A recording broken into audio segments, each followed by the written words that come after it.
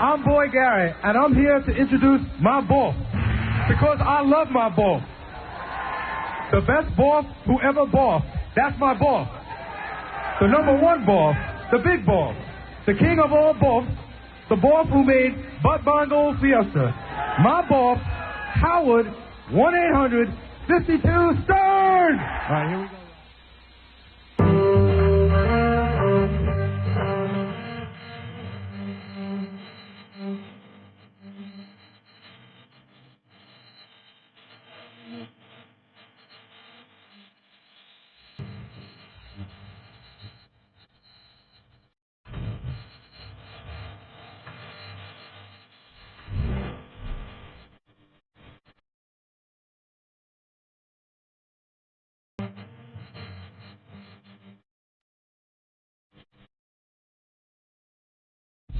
Hello.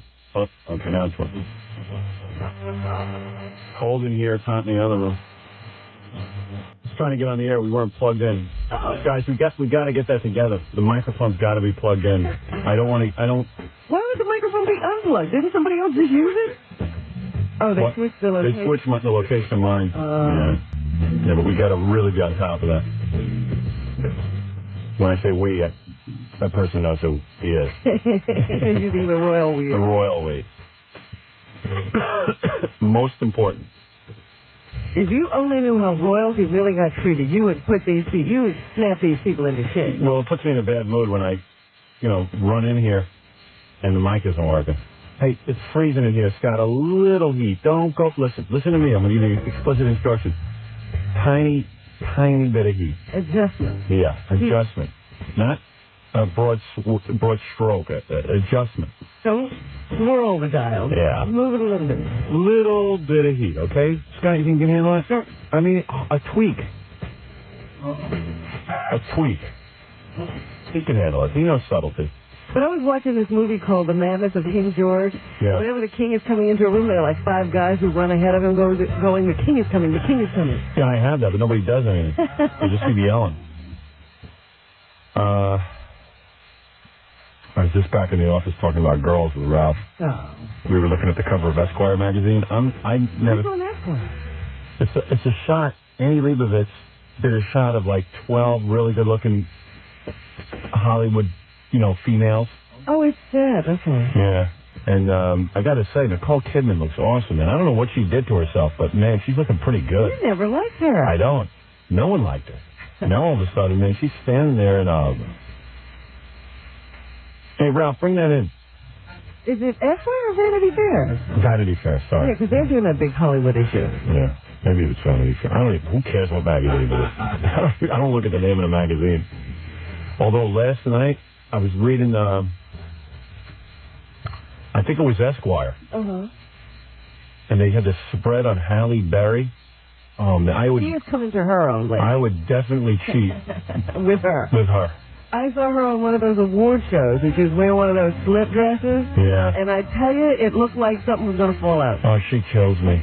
She really... I was looking at it, and I go, I'm not looking at this because it makes me think about cheating. And what do I need to be thinking about cheating? I'm home. And my wife is upstairs in bed, and she's been sick for like 5 days. And I mean, obviously sick means let's not wash our hair. Let's run around in the ugliest pajamas, slip, whatever. I don't know what you call those. Nightgown? Nightgown. With no bra, just running around and walking around. No makeup, no cover-up, nothing. And then you got a picture of Halle Berry sitting there. Yeah, and her snot rags all over the bedroom and tampons in the bathroom. And it's like, whoa. Woman in the house. Yeah, and I'm looking at Halle Berry on this. This goddess. Yeah. She's got the best tan. I looked incredible. I looked at those pictures once. They're in Premiere Magazine. And what it is? You have them? No, because well, yeah, I think I do have it actually. Yeah, look at this. Go get it. I've already memorized it. Yeah, me too. Especially the one where she's wearing a T-shirt, no bra, and it's tied up. Yeah. Oh. And you know what it is? These are real casual type pictures, which leads you to believe like she might actually look like this. Well, you know what? She's a diabetic, too. I don't understand how you get into that kind of shape when you're diabetic. Why did she stay so thin? I wish my wife was a diabetic. No, it's just like, I haven't even seen, and I hate when my wife doesn't blow out her hair and it's all pulled back, and I don't know, you see the roots. Man, oh, man, you just Yeah, I mean, terribly. clean yourself up. Yeah, let me see that. I can't stand when my wife is sick. Oh, tell me. Okay, you want to see the cutest picture of Halle Berry? Oh, this is gonna kill you. Look at this. She's in these little. She's in these little go-go boots. She's in little go-go boots and a little tiny top and short shorts, like first short shorts. Tell me that isn't cute. Oh. Isn't that something, man? All right, Ralph. Pass it to Jackie. Who cares what you think? How's that, Jackie? I don't need to look at that. Get the microphone on. I want to hear you. I just said I don't need to look at that. Oh, man. What does a picture like that do to you guys? It gets me so... It makes me ache for her. You know what? Years ago, I used to look at pictures like that and go, hell, who cares? Uh-huh. Why? But it's finally dawned on me that, like, I could maybe get something that maybe not as good as that, but close. Before there wasn't any opportunity. You could get... Maybe, you know, a girl who looks like that, who necessarily isn't Halle Berry, but looks just like her. Who needs Halle Berry? Yeah. As long as it looks Halle, Ralph. Whatever. Halle. Holy chick in premiere. Fred, I wasn't renting out the magazine. I just gave you a peek. I just figured while you were talking, I could be glancing. Let me see that. She's pretty wild, too. Give me that magazine. What do you mean she's wild? There was a story a long time ago about her, like in the Star or something. She was like going out with some dentist, and they used to go out in the middle of a lake, and they used to get romantic, and she would howl. Oh, this one. She was hit by one ex-boyfriend. Another ex-boyfriend sued her. For what? I don't know, but this is the article. Because she left him. Yeah. Maybe I would sue her. Yeah, you can't do that. I'm going to sue you. Why is that? Because I don't want you leaving me. Why? I'm going to sue you for custody. We don't have kids together. Your body. Yeah. Look at that. Is that cute? Look at that belly. So flat, man. She can't possibly have children. Halle Belly. Halle Belly. It should be illegal for her to have kids. And then look at Nicole Kidman coming on strong. She's in like a see-through. Everyone's in their underpants. Like now, that's the thing. If you're a hot chick. If you get asked to do a cover of a magazine, you just pose in your bra and panties. Nothing wrong with that. What happened to Sarah Jessica Parker, man? She looks real bad on the cover of this. Clown. Yeah, what happened? Her face is getting real long. Well, her face was always kind of... She's got a great body, and you know what? I think she's real cute, but... Her face I think they just took a bad picture of her. Let's hope that's a bad picture. And you know, this is really weird, and don't think I'm weird for noticing this, but...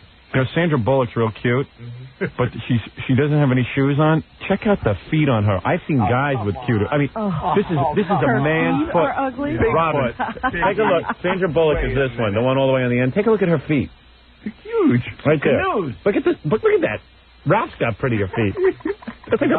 Why would she pose with her shoes off? Nothing wrong with those. I mean, you know, if you got feet like that, they should have left them my off the end God. No, they're running off the page. Oh, man. They're attached to her. There's nothing wrong with They them. have these big guy feet. Now I'm starting to look at her hands, and they're looking. I don't know. They're looking mannish. Yeah, right. You think she had to change? I don't know. Now, come on, she could never have been a guy. Now, who decided to put this kind of ugly girl on the cover? Who's that? Like, it's 10 hot girls, and this one. What is that? Who is that? Which one? I don't know. This one. I don't know. This one. She's not hot. I'm hotter than her. I don't know who that is. Oh, that's Patricia Arquette. Yeah. Oh, she's not pretty. Oh. She's a little fidget. Yeah, she ought to get off the cover. The other one should have been kicking her off. They should chase her. Yeah, she's smoking a cigarette and got a lot of attitude in her negligee there, and looks like she looks like she fell off a truck. You know why that is? The attitude is because all the other girls are going to get the guys. Who's the girl squatting here? Looks like she's going to a bathroom in her high heels. That's one. Jennifer Jason Leigh. Yeah, and she's wearing giant underpants. Yeah, get rid of her too. I was going to say she couldn't be attractive. No, Uma Thurman's hot. If you would have told me Nicole Kidman was going to be the hottest one on that cover, I would have never bought it. Maybe Come on. Who's better than her on that cover? Uma. Kicks her ass. I don't know. No way. Yeah, there's an argument. No way. These guys are going to fight. Oh, come on. Look at her. You're out of your mind. Don't argue with Fred about women. He'll kill you. He knows women. Fred, you're nuts. Look at her. Who's this babe? She's got big hips. Who's this one? I don't know. Who's that? Which one? Some guy. No, who's that?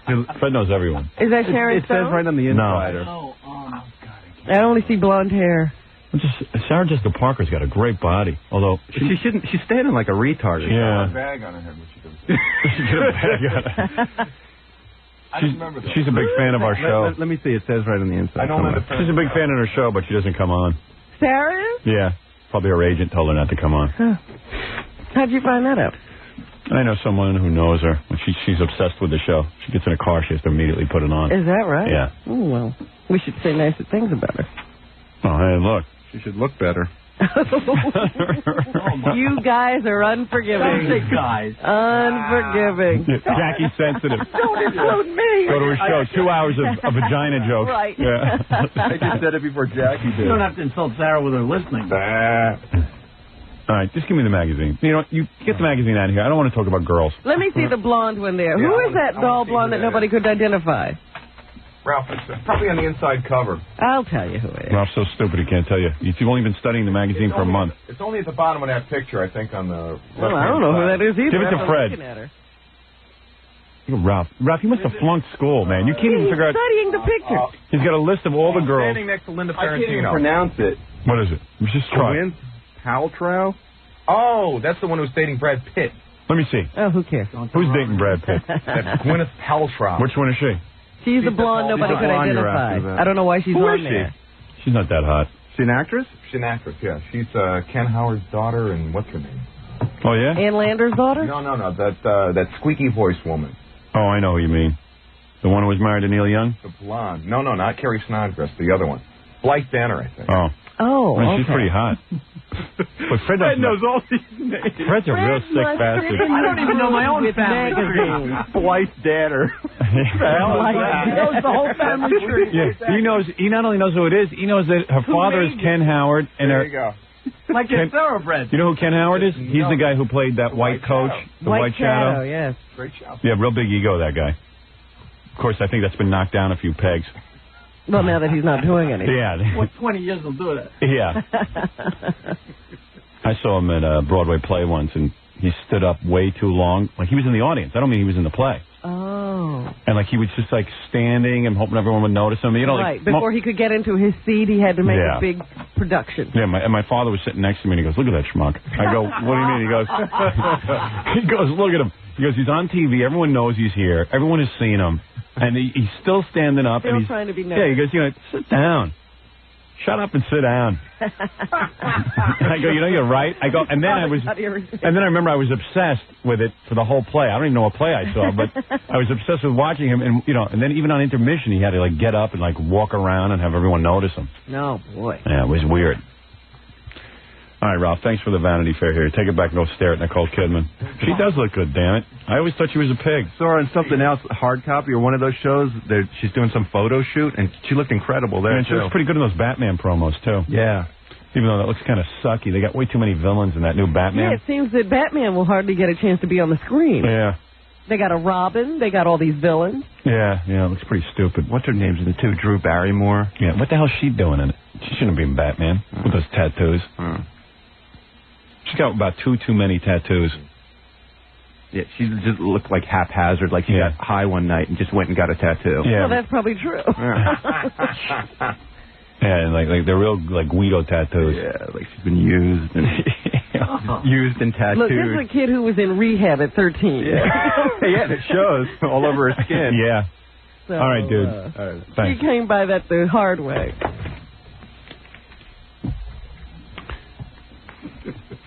I wanted to talk about Governor Dorito.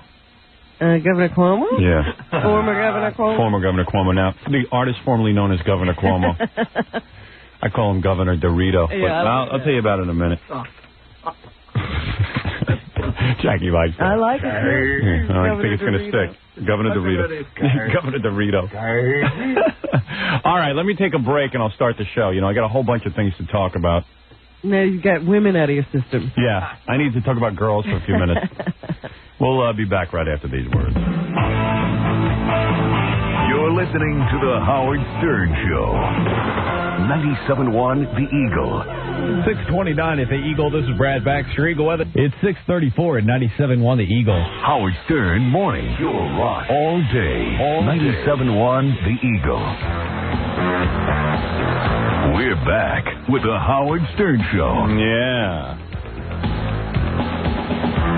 I love this band. Yeah. I get all kooky at my house. I put on that record and I turn off the lights and I light incense and I get some candles. You don't dance around. No. I'm not a good dancer. The urge never overcomes me. Never takes me over. You know, I was reading about Trent Reznor last night. I might have to try to get into him. Yeah, he's pretty weird. Did you read that article in details? No, I read one in People magazine. Oh. Yeah. But you know what? Maybe he's okay. Did you read about how, like, his dog hung himself? Yeah. It's pretty funny, isn't it? And he's all broken up about it. He canceled shows because the dog is dead. Yeah. His dog hung himself. Now, how'd the dog get the rope and tie it around? He had his leash on, and what he did was he jumped over the fence, and the leash caught on the fence, and the dog just hung himself. All right, I had a dog that almost did that once. They're saying it was intentional. The dog didn't want to live anymore? Trent can't collect insurance on it. If you kill yourself, you can't collect your life insurance. Did the dog leave a note? Yeah. I had a bird that overdosed on sleeping pills, so I relate to that guy.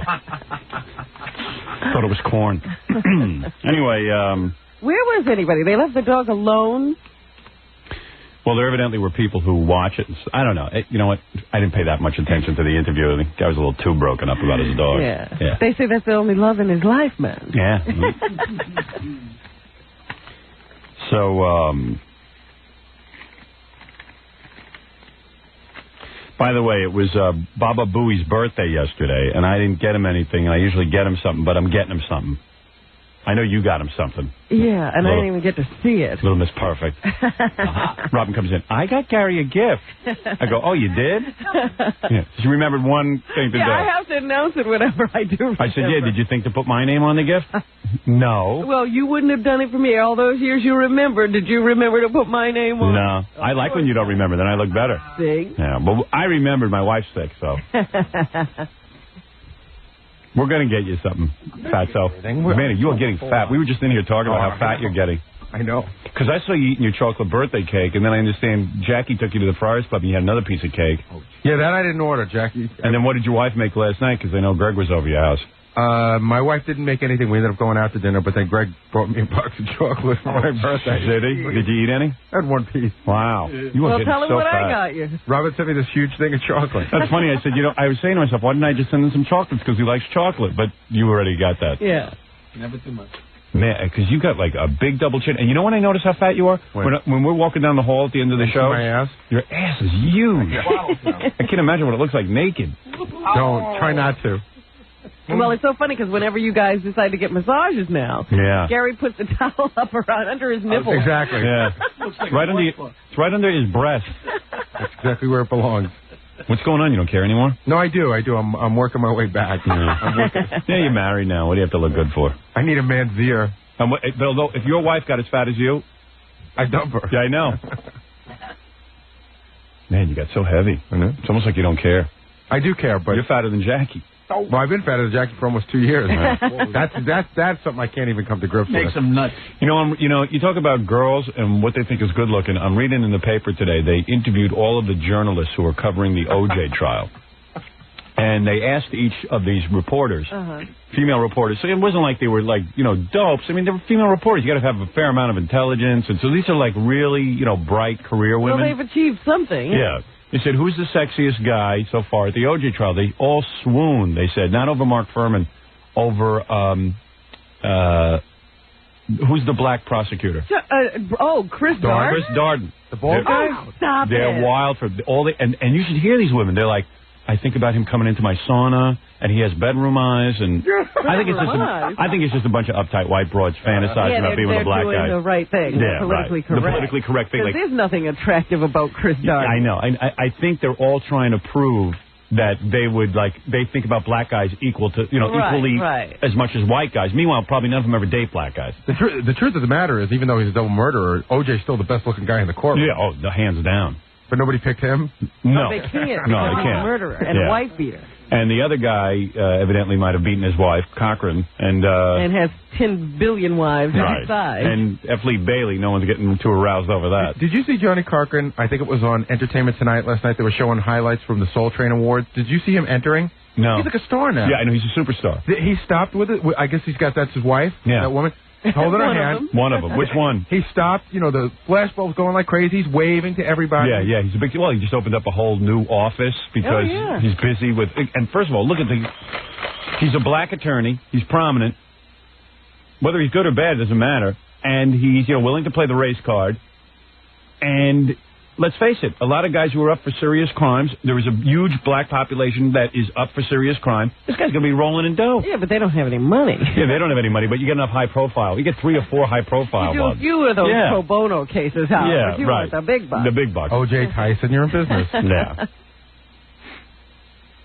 But they're all saying Chris Darden has bedroom eyes. And how can you see him behind the glass? Who knows? Darden looks as handsome as any subway mugger. He's handsome. Wait a second. He looks like a police sketch. Then I'll talk about Mark Fuhrman in a second. I want to just tell you some quick things. I won't spend a lot of time on him because we got so much to do, but I'm sure you'll be covering him in the news. But what paper you got? You got the Post, Jackie? Let me have that for a second. Page 4. Yeah, let me have it. Here you go. Thanks.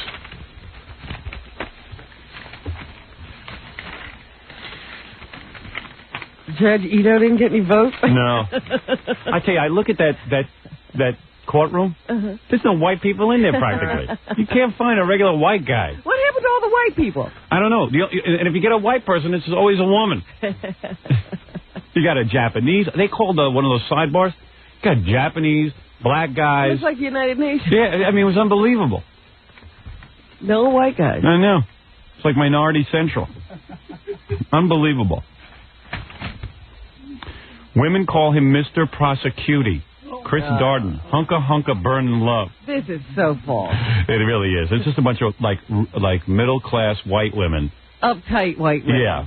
Who want to show how with it they are. Yeah.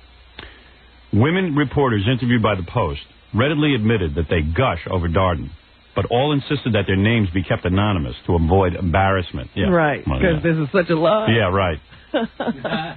I want to see one of them go on the record. I definitely find him sexy. I like his body language, said a reporter for one of the largest daily newspapers in the country. The way he looks at you, the way you talk to him. Oh. Seems like he's really noticing you when you're talking to him. Oh, really? Yeah, well, what else has he got to do? Darden, 38, whose shaved head and soft-spoken manner add to his mystique. Yeah, those big giant goggle glasses. There's something very boyish in his mannerism. Who you call him boyish? I have definitely spent moments in that courtroom daydreaming, she said. A reporter from a Midwestern newspaper said she and her fellow staffers have oohed and ahed over Darden from the start. This reporter was telling me about a dream she had about Chris being in her sauna.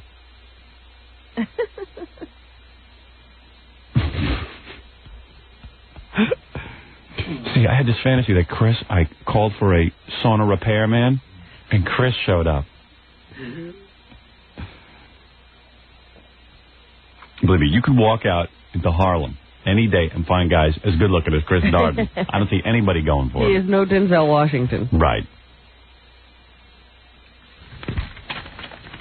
I'm telling you, this F. Lee Bailey is going to have a heart attack during this cross-examination. Too much for him. Huh? Yeah, he's going nuts. You know, now, the best happened yesterday. I don't know if anybody saw the O.J. trial, but I would assume a lot of people did.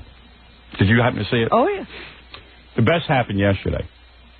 So now they got a new theory. Every day there's a different theory. Yeah. They're pointing up something brand new. Now, in an effort to say that Mark Fuhrman not only framed the O.J., they're now trying to prove that he's a racist, of course, because, of course. That's why he did it. Of course. Strong enough motivation to risk your entire life and your career to frame O.J. Now, mind you, here's a guy, if you go back through his whole police record, and I'm sure that he's handled homicides for white people and black people. Never framed anybody else? Never been the one to find the evidence. Never framed anybody else. Hasn't had any allegations of police brutality against him. You think a guy who's running around hating black people, you'd have some of this. Well, he has had some run-ins. Yeah, but not with black people. I don't think that's true. Really? Yeah. I don't know. I think they ought to go back over his... I mean, I'm sure the guy's had run-ins with black people in the sense that being a police officer in Los Angeles, I am sure. Gotta have some I mean, I would imagine he meets black people every day, and not under the best of circumstances. There was a guy on one of the tabloid shows last night who was a Jew for Jesus who said he had a run-in with Mark Fuhrman. Yeah, I'm sure that police every day have run-ins with people. But the guy's got a pretty good record, supposedly.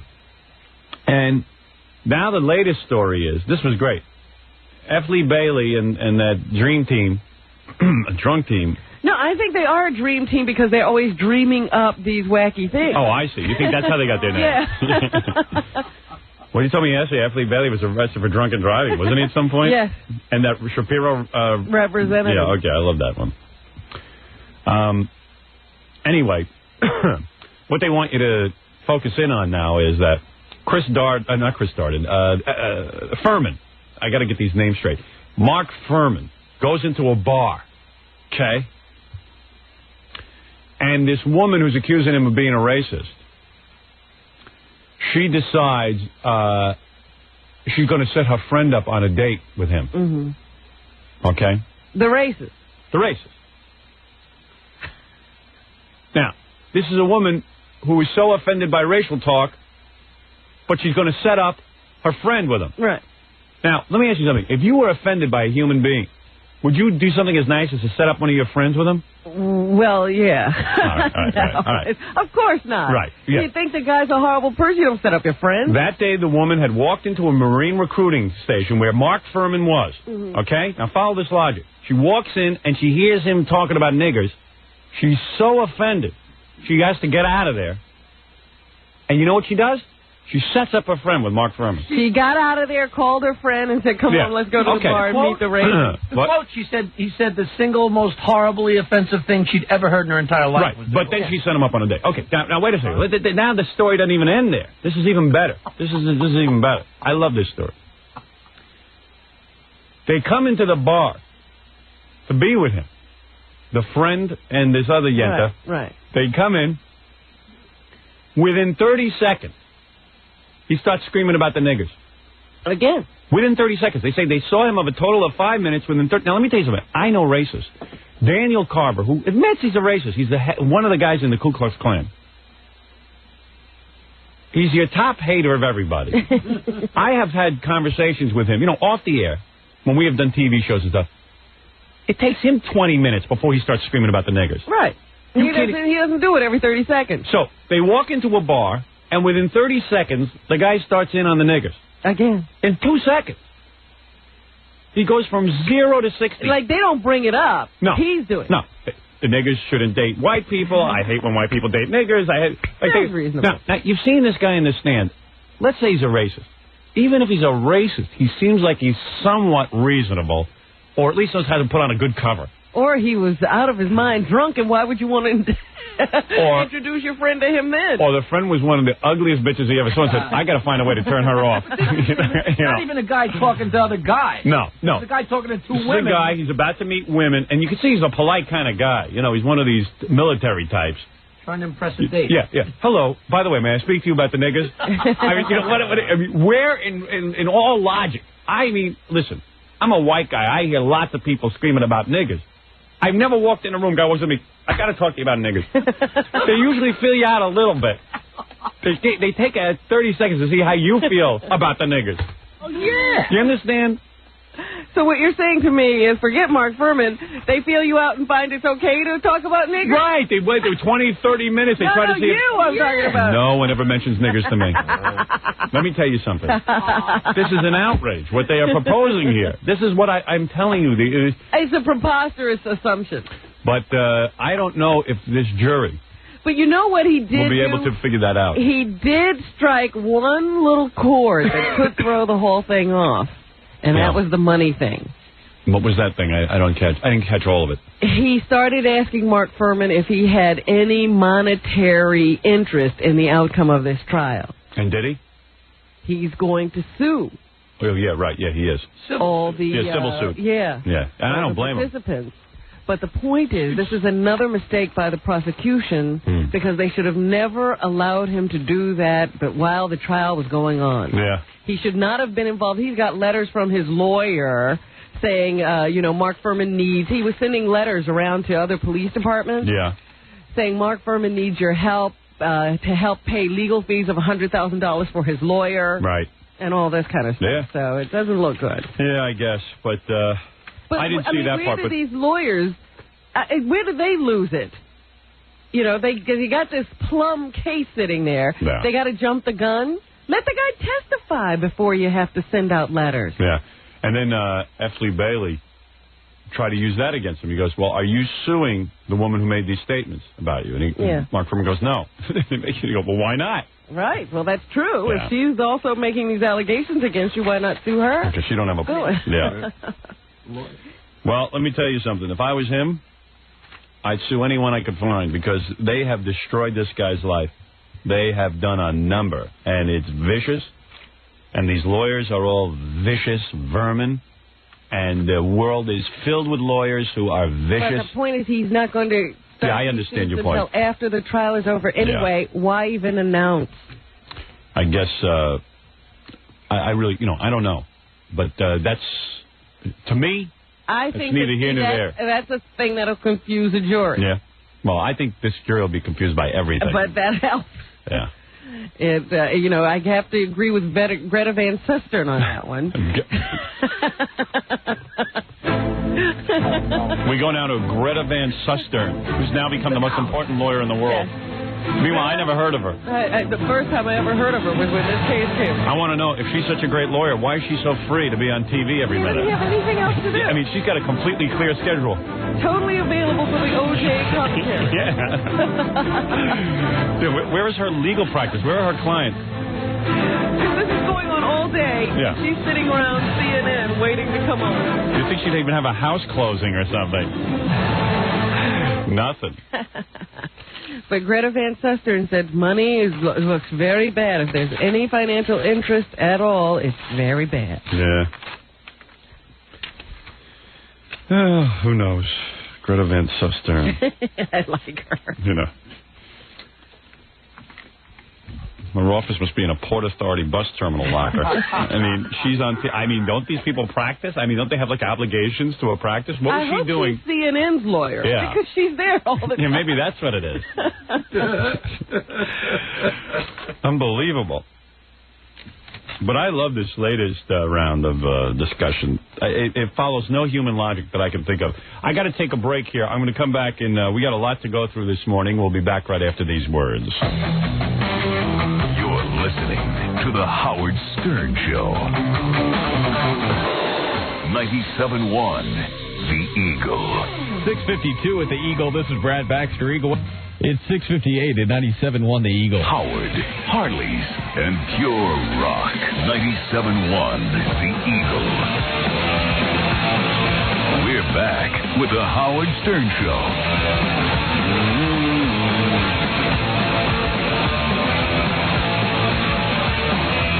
We'll have the results of the Sue Simmons contest. Coming up? Yeah. There's some debate on certain things as to whether they're mistakes or not. Uh-huh. There were mistakes made aplenty yesterday. I didn't get to see any of her newscast last night. Yeah, I didn't really get to watch too much of it either. I was busy in the courtroom.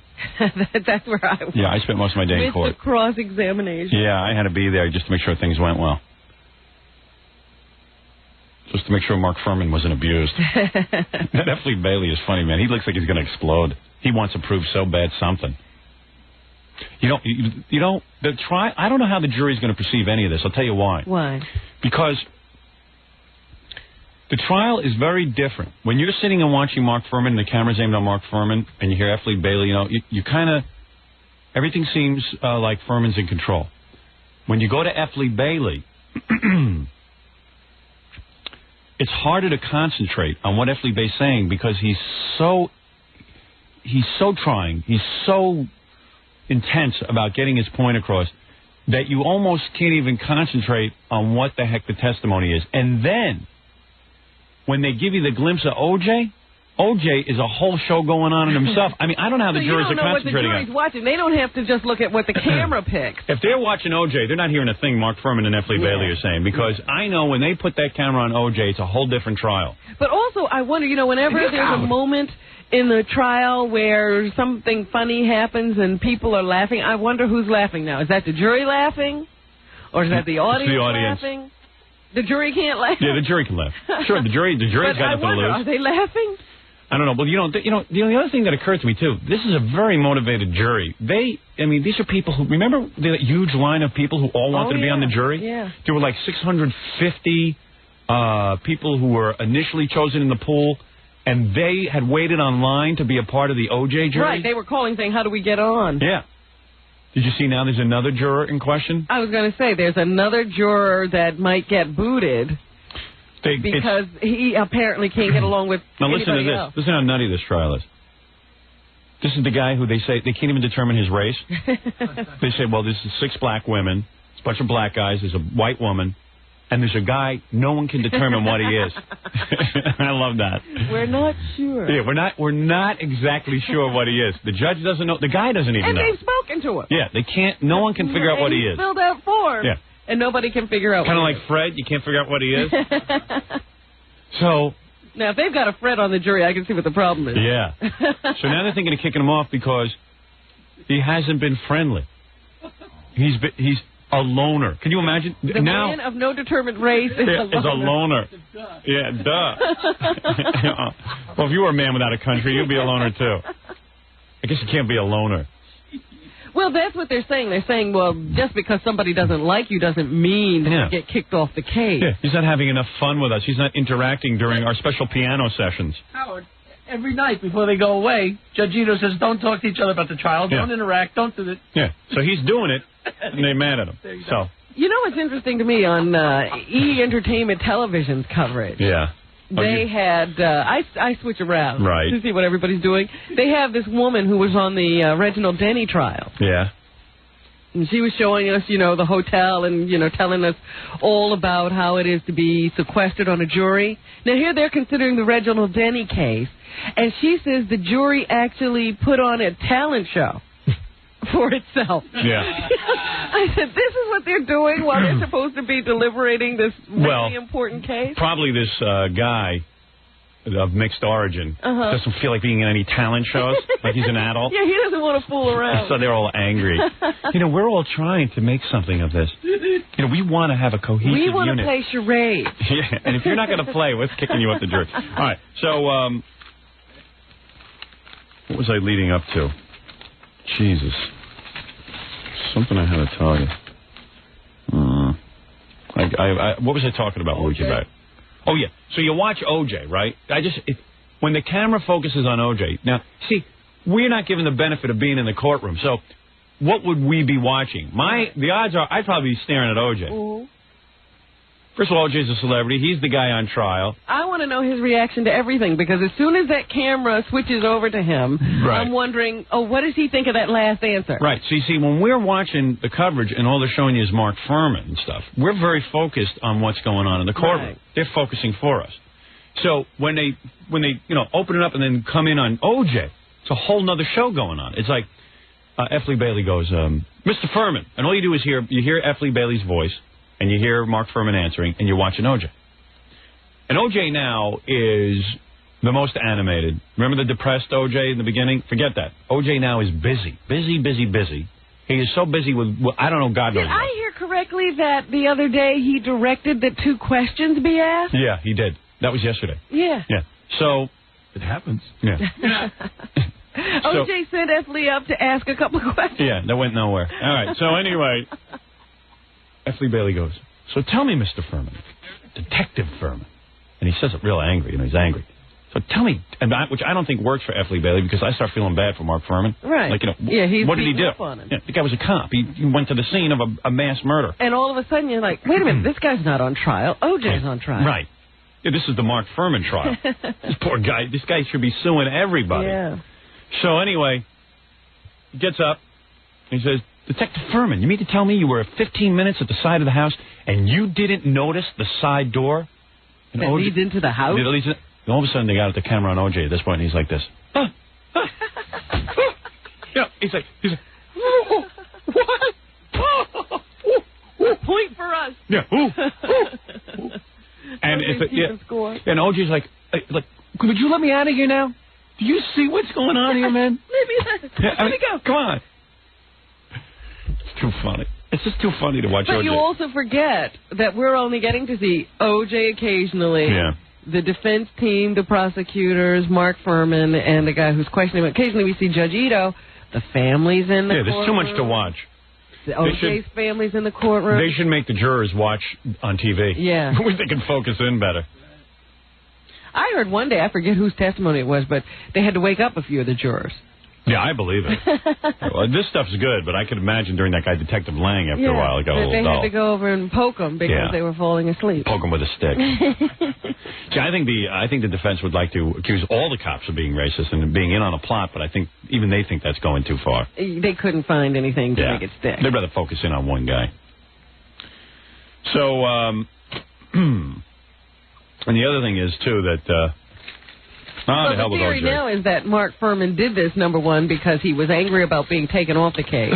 Yeah. Well, that was, And that he's a racist. You know, they're compiling this whole story. Guy's the most demented guy in the world, according to the defense. You're sitting there listening to him, he's perfectly rational. Off at any second. Why did you wait so long? Okay, so let's just get to a bunch of stuff here, because there's a million things to go to. First of all, Gary, what are we doing with the Sue Simmons contest? Are we tackling that now? I would like to tackle that. How are we going to determine? What is that? Ready in like 2 minutes. Scott's just leading it up now. 2 minutes? Yeah. If I took a break, would... should definitely be ready by the time you come back. Oh. Okay, so let me do that. I want to see who won the money. But I also just got something really interesting, too. Remember last week when we went on there at Phoenix, and... they said that they didn't play our show for the first couple of hours. They were playing mysterious music. Yeah. Well, one of the listeners sent me a copy of the mysterious music. Yeah. It's really, really bad. Yeah, you got a tape of that? Yeah. Oh, good. I want to hear that. I don't know what was going on there. Can you roll that off so we can I have all it hear ready. It's ready for you. Oh, good. All right, let me take a break. I'll get to all this when we get back. Let's return to the Howard Stern Show.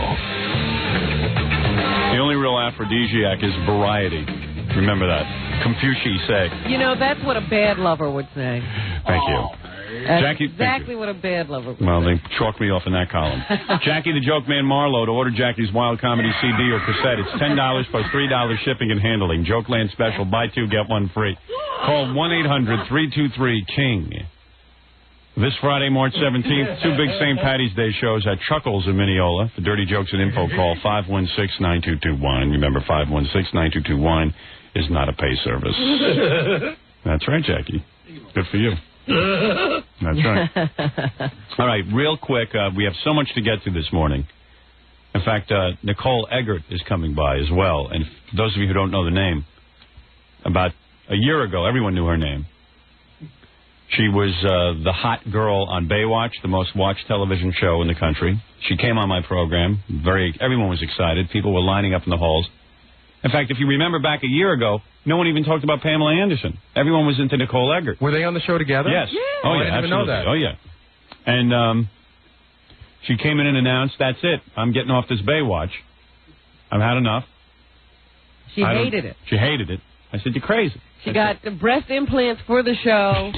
Wanted to take those out. Hated them, wanted them out. I told her you're crazy. You look fantastic. It's a great show for you. It's a great vehicle. You're getting more attention than anyone on the planet. She said she wasn't being taken seriously. She didn't want to be a blonde bimbo. Right. And now, Suzanne Summers just called me up and started laughing and goofing on her. So Nicole is coming by. She is in a movie, though, and she does want to... You see, now, if she was on Baywatch and had made this movie and had the vehicle to promote it, it would be even bigger. This is what I tried to tell her. But let's see what she has to say. In all fairness, she will be in here to tell us everything's fine. Yeah, and the new movie, evidently, there's a big buzz on it. It's called Swamp Thing 12.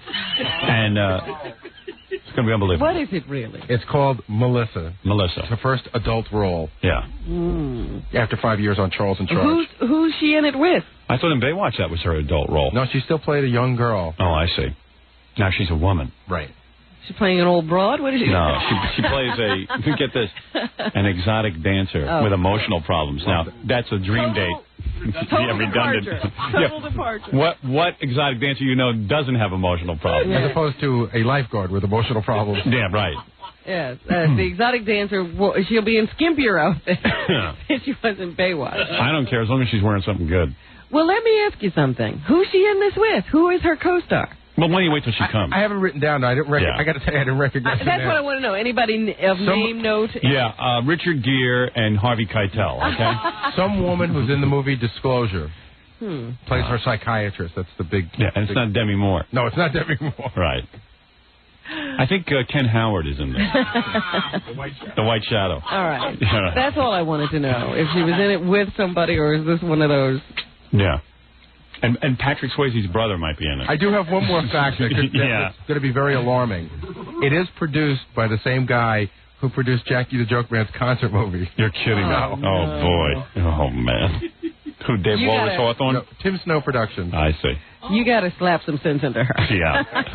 Yeah, I might have to spank her. She's not all there. All right, very good. Quickly now, as you know, our local newswoman, Sue Simmons, makes a lot of mistakes, and I'm sure that there's similar newswomen all over the country, and we did something terrible. We bet on how many mistakes she would make. That's a wrong thing to do. It is wrong. I feel bad every time I'm watching Sue. And, you can tell the pressure's really on her, because, she knows about what goes on the show. Of course. And you could see she's putting a lot of effort into not making any mistakes, but she did fumble a little yesterday. I feel that we're with her at every newscast. I know. Everyone was watching yesterday, calling in. Ralph was calling every minute. That was not a mistake. Because he has 2 mistakes. He's like, that was not a mistake. Oh, so that's where the argument is. Yeah, and I'm like, you know what? I want to watch the news. I don't want a guy calling me every minute and claiming that was not a mistake. Right. Then during the interview segment, Sue was interviewing Roberta Flack, very relevant, and he Sue was... Was it whatever happened to her? Yeah, Sue was funkying, and Ralph... Does that count? Yeah, Ralph calls in and he goes, well, we'll make a determination now, but Ralph calls in and goes, it's during an interview. That's not news. I go, Ralph, look, I don't know what count she's up to, so I'm just telling you, we said the entire hour plus the 10-second promo that leads in. Yeah. And just shut up. You lost probably, okay? You lost $40. Nobody told you to bet. You ran and you wanted to get money. It's not fair because an interview is not news. Are you going to start in again? Because I'll throw you out of here. I told you, it's for an hour program. All right. But Gary agreed this morning. Well, I said, no, I didn't agree. I said, I'm unsure. How can you change the rules? We said we're doing the whole hour. I don't even know what the outcome is, and I'm telling you, you can't change the rules. And give me back my hair tie. Bozo. Thank you. Thank you. So interviews do count. Yeah, it's the hour program. Yeah, but she's just talking conversationally. And Robin, was it a $4,000 bet? Why is Ralph crying? I'm not crying. It was $40. Oh, that's right. It was $40,000. No, now I understand. I'm not crying. All right, Rockefeller. If you don't want to bet, don't bet. So, let's determine now what is a mistake and what isn't. All right. And here we go. I can tell you that this one's a definite. All right. Well, stay with us. We'll take you power lunching in Hollywood and tell you about Leona Helmsley's latest adventure. Do we give an Is that a mistake? No. No, that is not a mistake. Okay, that is not a mistake. No. An Well, where do you see an as a mistake? She stumbled. No. She didn't. That was pretty good. It's a definite vote. This is a definite vote. You're definitely losing. Don't worry, Jackie. Yeah. Question. Okay, go to the next one. Here we go. Is this a definite vote? I think this is the only definite in the bunch. All right. But I thought the other one was definite. I thought it was, too. She stumbled. She made a mistake. This is a definite maybe. So now there's a lot of us. Matt starts to introduce a promo, and Sue steps on it. Oh, that's a mistake. Let me hear that. But let me make the determination.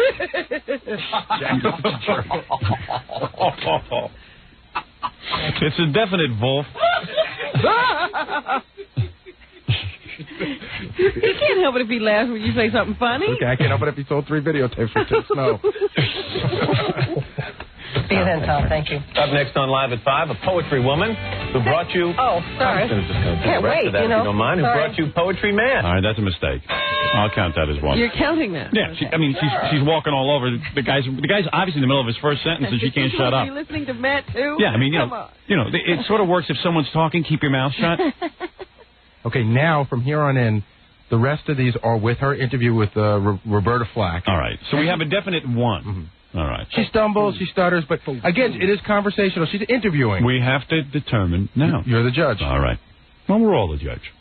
Singer Roberta Flack joins us live in our studio. All right, that's still from the previous flub. The very first cut threw me. Yeah. Let's Stay Together, which is an Al Green, a foot stomper, right? Yeah. That was it. The let's Stay together. See, I don't know that that's what we're talking about because you're not reading. Yeah, I'm not going to count that. No, I would because she's probably reading that from a card. No, she wasn't. No, she's just sitting there talking. Let's see. Let me. Well, wait a second. Fred's got a point there. That is it's not like something Fred's got a boat. Fred, what are you chewing? Fred, I got to win a bet. Fred, man, that is disgusting. He's fighting with a mouthful of. What do you eat? What's in the pouch? A little bit of turkey. Oh, turkey this time in the morning? You've got a little pouch of food. It's a little bit of it. And you want to puke when you hear it. I don't know. It sounds like Ralph. Yeah, you want to puke. That's true. It's helping my impression. And there's still food in his mouth. The guy has no ability to swallow. That's why he's thin. Well, it's dry. The guy can't swallow. Like in a clinch, he cannot just swallow the food and get it out of his mouth. See what I do? I just spit it right in the garbage. That's good. I want to puke from all of you. What a crew. Oh. All right. Let me hear that again. Taking Fred's point into consideration, I'll be able to tell if she's reading off her. Through me. Yeah. Let's Stay Together. A little rewind. Okay. The very first cut threw me. Yeah. Let's Stay Together, which is an Al Green, a foot stomper, right? That is a mistake. That's a mistake. He's got a point there. It is a mistake. All right, let's count that one. But it's a mistake. It is a flub. Sure. It's not the kind of flub we were talking about in terms of reading the news. I thought we were talking about flubs where when you're watching, you'd say, geez, that's a newswoman, and she really flumped over a word. I mean, that one passed pretty quick. Yeah. And she wasn't exactly reading. She wasn't. I mean, it's questionable. Well, let's have a ruling. By who? Giorgito. But we all have a stake in this. I know, we do. Let's have an independent... I don't have a stake in this because... You bet? But I pulled... He bet, but he doesn't have a stake in it. I pulled less... In other words, there's no way I could... Okay, it's a definite. We pulled... Ralph, get out of here. There's no reason for you to be here. Get out. You're done. Ralph's done. No, I'm not done. I like Ralph. You're done. I like Ralph. All right, The ruling is we like Ralph. He pulled his headphones off. It's going to be very next. What a jerk. Maybe he doesn't belong here. we all know deep down he doesn't. Right. I pulled 5 potential things and I have 6, so I don't have a stake. There's no way I could win. I pulled 5 potential mistakes and my choice was 6. So yeah, but it doesn't mean anything. There's no way I can win, so I have no stake in it. And what are you calling it then? Are you calling it an error? I think that's not a mistake. I think that's her just being conversational. Okay. And for a second... Whoa. Wait a minute. Come on. Something soupy. I'm up to like 19 mistakes. I don't know. County's one of us. I think none of us have a stake. Every time she opens her mouth. Here's another. Well, you certainly did that with Prelude to a Kiss. Yeah. Well, wait a minute. What is she doing? She can't even talk when she's not reading? I don't see why these don't count. They do count. I'm sorry. Yeah. Wait, I want to go back now. They all count. Yeah. I mean, I know we're being nitpicky, but there's money on this. And these are mistakes. That should be a special section, interview. A section? Sure. Well, you certainly did that with Prelude to a Kiss. Yeah. Now, Roberta... See, I think that these must be written somewhere. Okay, so you're saying that the Let's Stay Together one is now back. Yeah. So that's 3. See, it's a tough call because she's not actually reading. No, I think these are mistakes. I thought our call was reading the news off a teleprompter. But I can't believe this is a string in this whole interview. Yeah. Pretty bad. I think we should redefine the rules and have good rules and let it all ride tonight. Because this is all kind of up in the air. It's true. All right. Let's say You're right. reading the news off the teleprompter. Yeah, okay. Now, there are a couple of places I know what you're saying. Where they're sitting at the desk and they're doing legitimate news. And figure out one more. Every introduction is also on the teleprompter. So. Yeah, it's true. Right. And you know what? All these questions. I've done this show with her. All these questions are on cards for her. Okay. But maybe And it's short. So you can't call that a mistake. Oh, I can. That's a big one. Come on, that's a huge not a mistake. It's a stutter. It's a mistake. They put in a commercial. And it's short. See, I think that's Sue's style. No, man. No, that's a mistake. It's a stutter. A stutter? Well, what do you call that as a mistake? She's a professional broadcaster. Really distracting. She's not doing ad-lib material here. They're coming out of a piece of music, and they got a question written down for her to ask Roberta Flack. That's a tough word. Come on. And? Hey, Ralph. And that music was... Ralph's saying it's a tough word when you're high on like lots of marijuana stuff like he usually is. Suck my finger. If you let me put it this way. If you did not count her conversational errors and only her errors reading the teleprompter, the winning number would be 1, that which is nobody correct. has. That is correct. If you were to count what I've heard so far, we would be up to 1, 2, 3 so far. No, 4. Yeah, 4. There's been 3 in here and the one before. Yeah, and she'd be fired. You taught yourself. And then I guess now, oddly enough, Howard, the winning number of 4 is Howard. Yeah, I won, but I'm willing to forfeit. Let's roll it over. I'm willing to roll over. We're not clear. So the interview doesn't count. We agree.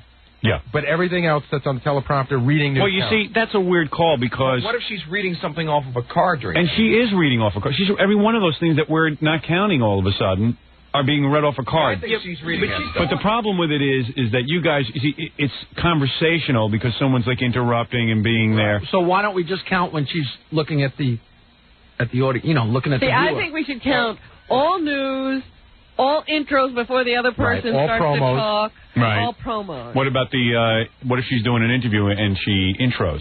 That's what I'm saying. Intros count. All right. Where she reads. Like she's at the desk. No reading off the cards for the questions, because this obviously goes on every day. Yeah. But that's information, too. I think what Fred's trying to say is I won. Am I right? I would say you won. I know. Well, let's roll it over because we weren't clear. And let's roll it over because I won. Yeah. Let's roll it over. You got a lot of money. It's fun to do another day. Yeah, okay. Let's let it ride. So, well, if we're going to let it ride, since I'm letting it ride now, since I'm letting it ride, since I'm the one letting it ride. Let's count it up. When you say let's let it ride, no, I say let Howard let it ride. Wait a minute. If we counted the very first definite, it was 5, which is my number, right? No, mine. No, that's Robin and Fred's number. Right. So Fred and I are letting it ride. That was never one.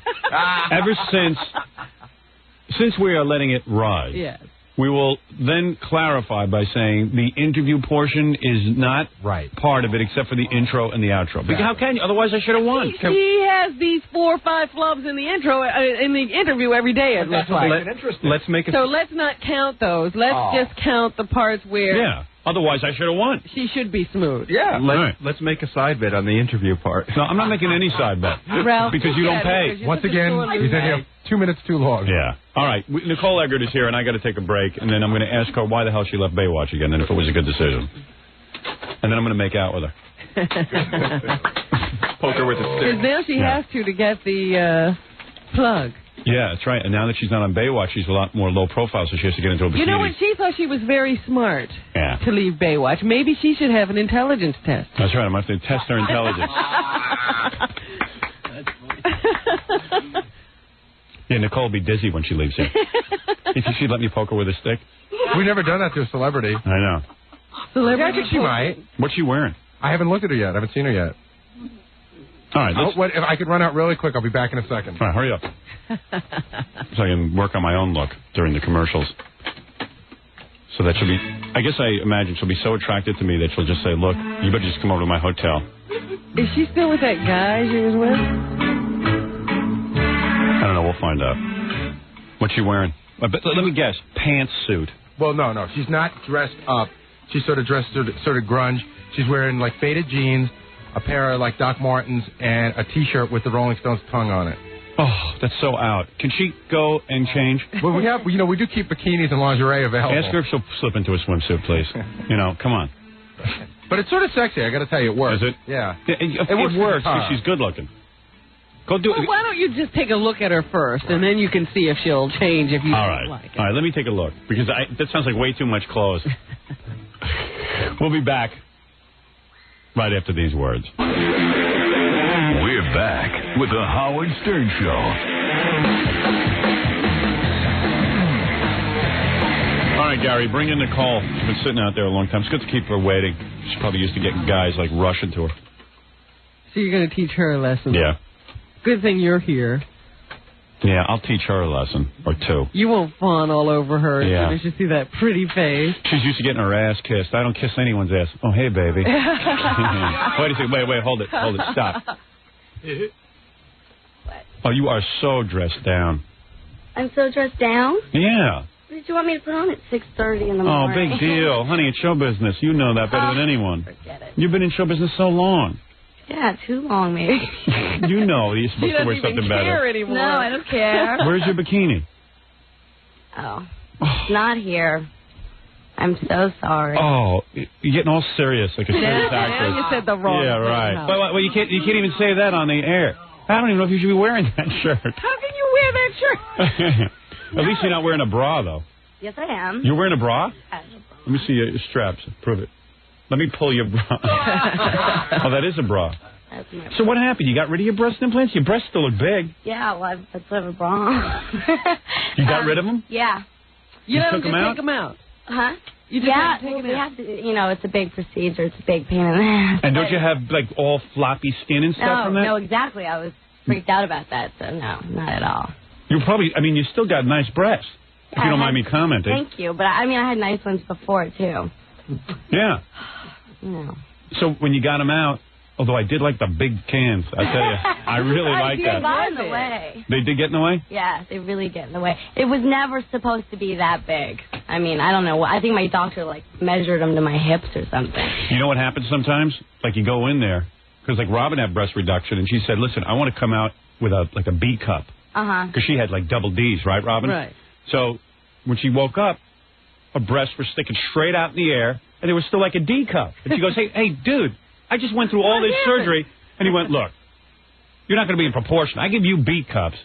It's going to be ridiculous. Yeah, that's what he was saying to me. And he was and then he told me for a year they were still swelling. The swelling would go down. Just wait. And I was like, I had to go back to him. I gave him hell for it. Because I read you were taking them out. I got all upset. Yeah. I liked the way you looked. Oh, I like still feminine, so. You definitely were feminine. But this outfit is not feminine. Oh, I'm sorry. And this isn't even flattering. I'm sorry. You're a sex symbol. You don't want to be a sex symbol anymore? It's not about, whether I want to be a sex symbol. What do you want to be, or not. serious or something? No, I don't want to be, You have to be a sex symbol. You can be out doing interviews and stuff? Who would you like to fashion your career after? Who's your favorite? Katharine Hepburn. Actress out there today? Meryl She's Streep? a pig. Oh, Meryl Streep's a pig. She is. She's a pig. I see guys going, the reviews go, oh, she's very pretty. In a classic sense.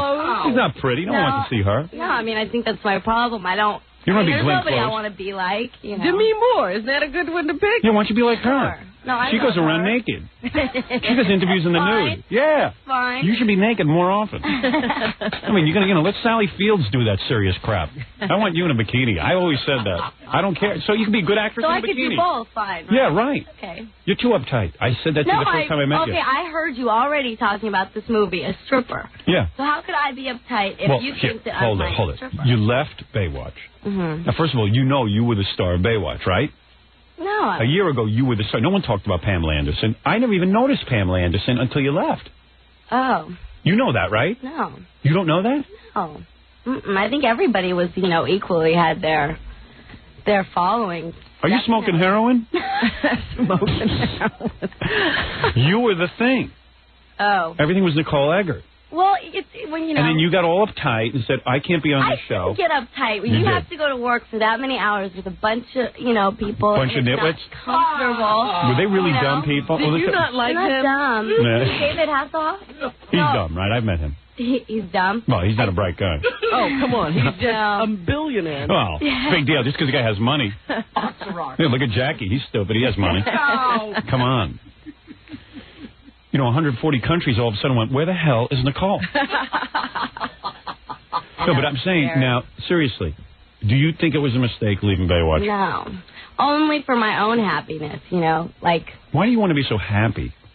Yeah, work I is don't not want to be supposed happy. Yeah, why don't you be like me? Work is not supposed to make you happy. I'm miserable. Work is Why? Why? Because that's the way I got to be. No. I'm miserable. You got to be miserable. No, That's why I'm successful. People relate to me. I've got a miserable life. He doesn't understand work. Work is not supposed to be fun. Yeah, when you go to work, it's not fun. We hate coming here. This. Oh, you hate coming? Yeah, we hate it. I mean, I think everybody hates waking up and going to work in the morning. Right. Everybody does. I mean, you hated going to Baywatch because it was work. Yeah, but they dump you. We filmed in the winter time, first of all. Right. Which is ridiculous. So what? You know. So you This is cold. It's freezing. Hardship. I saw dead body, okay? You saw dead Lola. body? You think I wanted to be in this water with these... It was the most disgusting... You went to work one day and you saw like a dead body? Yeah. Oh, In no Long kidding. Beach, Floated after up on rain. the beach? Yeah. I mean, Ooh. along with, like, all these big plastic circus balls from McDonald's. Really? That were at the bottom of the... or wherever they were, and they were just floating. It looked like somebody had gone by with helicopters and dropped stuff. We're walking down the beach, and there comes a coroner's truck, and there was just this body. Really? Lying on the A beach. guy? A man. An old black guy? He was black. He was, That's where a lot of people throw black people after they kill them. Is that right? Yeah. You would know. Yeah. Jesus. I know that stuff. I know that kind of stuff. No, it's true. They throw him in the ocean. Oh, it's horrible. He was naked. Yeah. Yeah, I know about that case. How do they lose their clothes? I'm up on charges for that one, right? How did That they guy tried to lose their kick my ass. How do they lose their clothes? Yeah. The fish. I mean, the fish. The guy was the guy gross? The guy was bloated like 3 times Ugh, his size. like and a blowfish. He was just rotten. Fish wouldn't even eat him. Oh, some of him was eaten. And you saw him? Did you see his weenie? No, it was not there. It was gone? Yeah. I don't know if it Whoa. was down between his legs or what. I mean, you know, because I looked at him from the side. Yeah. And I was looking at everything. And my makeup artist was Did it get you checking horny? it out. No. No. It didn't get me horny. Howard. And it wasn't Ben Vereen or anything. Oh, No. He's still with us. Well, he's still with us? What do you think? Somebody took it for a souvenir? I don't know. Maybe Pamela Anderson was really horny and she saw the black guy first and she chopped it off because she was so horny. Oh, that's horrible. You don't think that's true? No, I think... How do you know? I don't know. Did you see Pamela Anderson that day? Yes. You swear to God? She was nowhere near the body. She wasn't. God, and no. you did, when it washed up on shore, how do you know she didn't get there before you? No. F. Lee Howard. You ask as stupid questions Right. as your As my mentor, F. Lee Bailey. I trained under him. So you admit Pamela Anderson could have stolen the penis? No, I don't. You didn't think see Pamela her. Anderson stole the penis. All right, take it easy. Everyone calm down. This is just an informal hearing. This is not an official witness stand. And what, you told me that Pamela isn't even that bright, that she didn't know the guy was dead. She thought he was an actor. Oh, I didn't tell you that. You did, too. No. Off the air, you told me, right? No. You The didn't? guest star that week. You didn't get along with her, did you? Yeah, I did. Did you really? Yeah, I did. I like Pamela. So, you saw the dead guy, and that really freaked you out. But you can't blame Baywatch for that. I mean, you know, they didn't Not plan blaming it. them. I just don't want to be there. I'm trying to think if I ever saw a dead guy. Ugh. I don't think I've ever seen, like, a dead guy. No, you've seen people in accidents who didn't check to see if they were dead. Yeah, I found a guy all bloody and stuff, but he was moaning. He was like, oh. okay. And then I jogged off. Yeah. Yeah. I jogged away from the scene of an accident. I didn't want anything to do with it. You know, people turn around and just go, oh, you moved me. I'm going to sue you. It's like, That's all you get think out of about. here. You think about being in court. Hey, that's why I'm People walking. are dying. Yeah. Let me just soak you in. You look kind of cute today. Thank you. Just wish you were wearing something better. What kind of jeans are those? Levi's. You wearing panties? Yep. Thongs? Yep.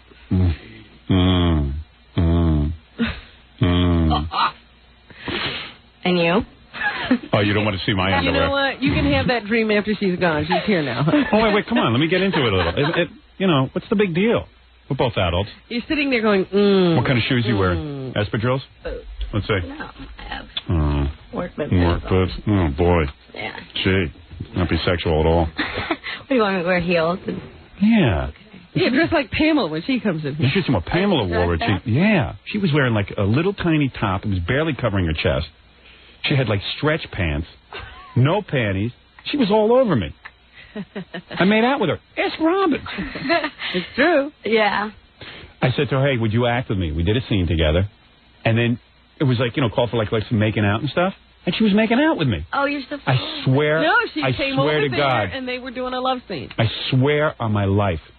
Oh. I swear on your life. I swear on that black guy's life. Did they ever figure out who the black guy was? I don't know. You didn't check into it? No. No, You should have done like a weekend at Bernie's Baywatch. You should have done like you should have taken the black guy on I'm set. surprised they didn't. I'm surprised they Yeah, didn't. like why don't they just incorporate They it? use everything? Yeah, they use midgets. Why don't they use bloated dead black guys? Everything they find at the beach? Imagine that, like Nicole and Pamela Anderson find a dead black guy and stuff, and they're like freaking out because I think that would have been a great episode. Hey, let me write this. We're very quick at this. So all of a sudden, like they're freaking out because they realize everyone's going to blame them because they're lifeguards and they're supposed to be watching. Yeah, how did this black guy drown on our beach? Right. So in other words, they feel responsible. And Mitch, they see Mitch coming with that black police officer that he hangs around with. And then a whole bunch of black people can come down and complain because you won't you're say jumping black ahead. people. Well, you're jumping ahead. Right. So they're real nervous and everything. So Pam and Nicole, quickly prop the guy up and like put a beachcomber hat on him. I think we already did this episode. Oh, did you really? Yeah. Oh. You did a weekend at Bernie's? No. Yeah. See, mine is better. They have a bunch of black people come to the beach and they're protesting because they won't save black people. Right. So then they have to go and make a special effort. Black people are just swimming. They go save them. I don't know. I just think and Pam's freaking out. She goes, what? First, Pam doesn't even realize that he's dead because she's dumber than Nicole. So she goes like this. She goes, She's having a conversation. Nicole's the smart one. Okay. Yeah. Well, yeah, that's what I meant. Listen. I don't insult my guests. I just look at them. If you weren't here, if Pam was here, she'd be the smart one. All right. So you're the smart one. You have to explain everything to Pam.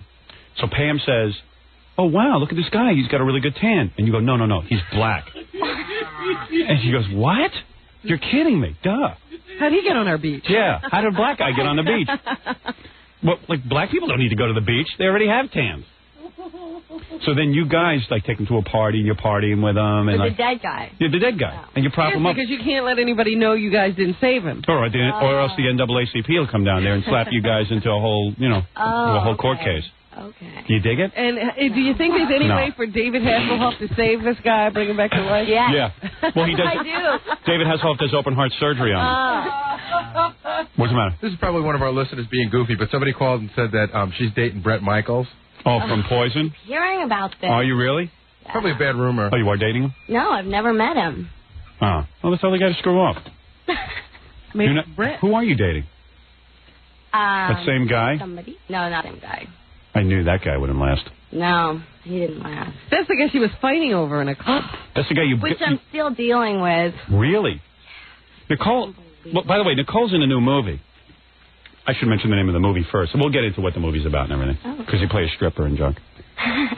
Which is cool. Are you naked in it? Not completely. There's only one strip scene in the movie. She only lays a stripper for a short while. How long are you on screen naked, would you say? I don't know. A total of... We haven't filmed it.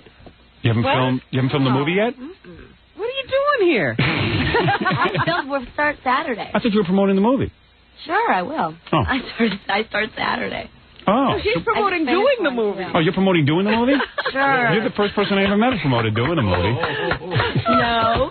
Yes, you are. No, they just came and said, I did your show. I did your show last time I was I love when you do the show. Mm-hmm. You are so cute. God. Your teeth. Did you have braces when you were No. Wow. I have such bad genetics. Did you go I went every 6 months. My mother took me to the dentist. Really? Had me in that chair every 6 months. Every dentist my mother took me to said, your son has horribly deformed teeth, like they're all crooked and gnarled and everything because of the Stern genetics. I'm like so ugly. And this guy, we would go to all these different dentists, and they said, look, your son needs braces. And my mother goes, no, he doesn't. Why would she say no? Because my mother is into like everything natural.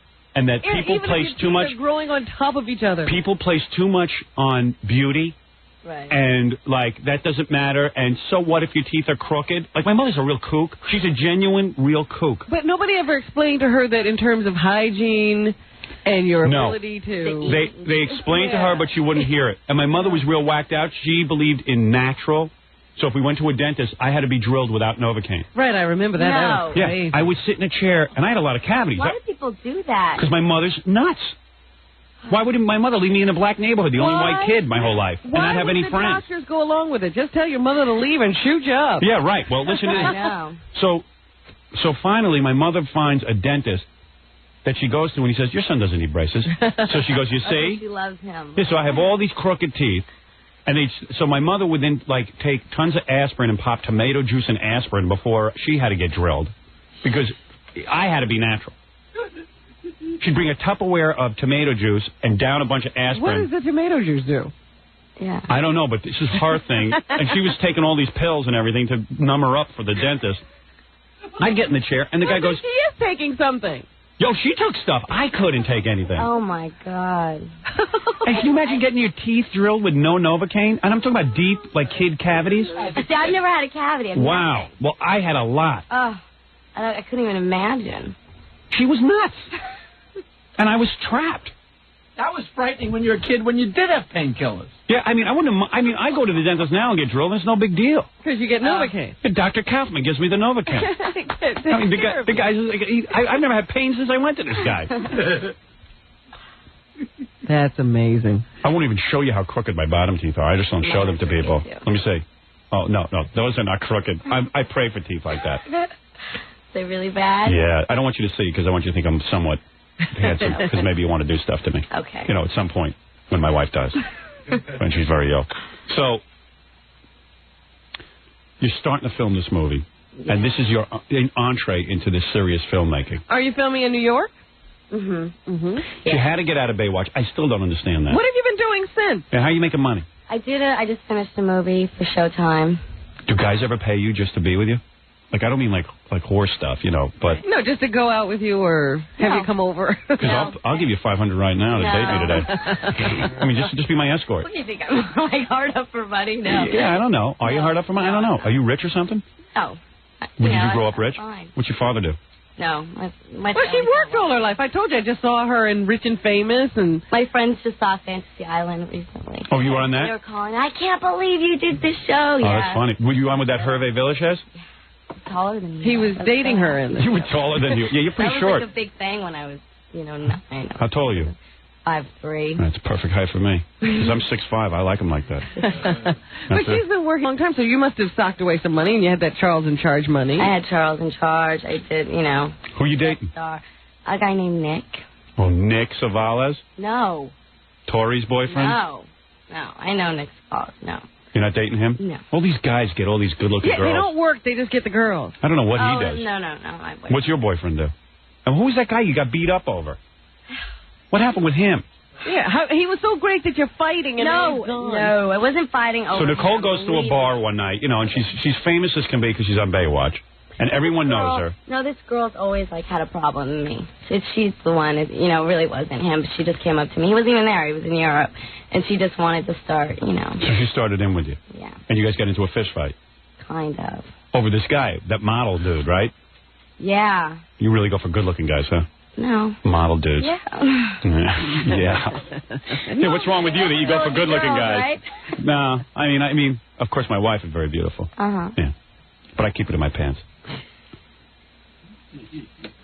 So, you should make a movie about that incident. You should go to a bar, get into a fight with that girl. I'd pay to see that. So how do you say you're still in trouble with this? Are you still in court? Still in court with this. What's the big deal? No one got hurt. She said she did. Oh, she says she did. She has big medical bills. But oh, really? Mm-hmm. And you say, hey, she started it. Mm-hmm. We both have witnesses. It's just ridiculous. It's ridiculous. And so you got to all pay lawyers and stuff. And how much has your legal bills been? Are you over $100,000 yet on this? No? No. What, are you dating a lawyer? No. No. Lawyers love this, by the way. They'll sit and empathize with you and go, oh, this is terrible, it's ridiculous, it's frivolous, but they never get rid of it. They can't get rid of it. No, it's been a year. So what do they want? You want to settle with you because you got some dough? Yeah. We'll see what happens. But you're saying, hey, I don't want to settle because it's like admitting some kind of guilt. Right. Right. Exactly. Yeah, but sometimes you have to because these lawyers squeeze you. Get away from you. That's why the Republicans. I'll tell you something, man. That Newt Gingrich, I got nothing against him. That whole tort reform thing and what he's heading up, I think it's great. I don't know if they're going in the right direction. Yeah, I know. They should just make the other side pay. Yeah. Oh, that'd be so great if they would do that. Imagine someone takes you to court. And you, okay, fine. Oh, I know. And if you win the case, the other person the lawyer has to pay your legal bills. Oh, I wish it. That would be so cool. Yeah. So, That guy, that model you were dating? Mm-hmm. And you were so in love with him when you were here the last time? What happened? You fell out of love with him? Was he cheating on you? No, he wasn't cheating on me. I wouldn't cheat on happened? you. You I bet would you. have? I wouldn't have. Oh, thank you. No. What happened? You got your breast implants out and then you didn't want to date you anymore? He went with the breast implants. Didn't he tell you to take your breast implants out? No. No, he didn't, you know. I thought he'd encourage you to do that. That's a cool thing to do with a really good-looking girl. Oh, honey, What? you don't Yeah, need that. honey, you don't need breast implants. Oh, please. That's what I like when my wife says, "You think I need a breast implant?" I go, "Absolutely not. I would never want you to risk cancer for me." And meanwhile, I'm dying for her to get Jessica them. Lange says that. Even Sam Shepard tells her, honey, you don't need a facelift. Yeah, let me tell you something, Jessica. Get the facelift. Sam's just being like a cool guy. Grab that facelift. Lift everything. She's another one who wants to be a serious actress, Jessica Lange. Uh-huh. The best movie she ever did was that King Kong, where she stood there almost naked in Kong's palm. I still watch that damn movie. Freeze frame it. You love that movie. You're damn right. As long as I don't think about what she looks like now. Let me tell you something. Movies are about sensuality. Let me explain to you what movies are, because now you're about to enter the field of movies. Okay. Movies are what people want life to be, not what it is.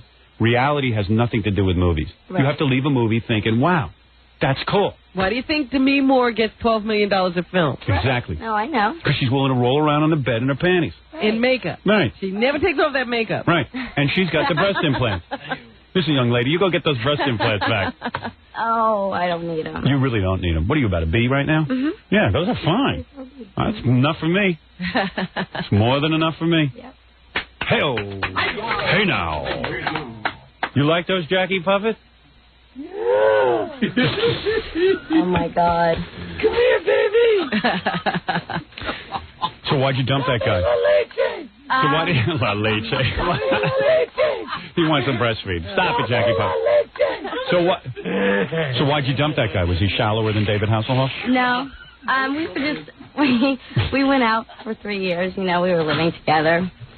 And I man, what's it like to live with you? Do you greet your man in like panties and bras sometimes at the door, or just naked, or like in lingerie? Do you ever go to that? What's that place you buy the lingerie? Victoria's Secret. Yeah, Victoria's Secret. You ever greet guys in like garters and stuff like that at the door, or you don't? No. That's beneath you. I haven't done that.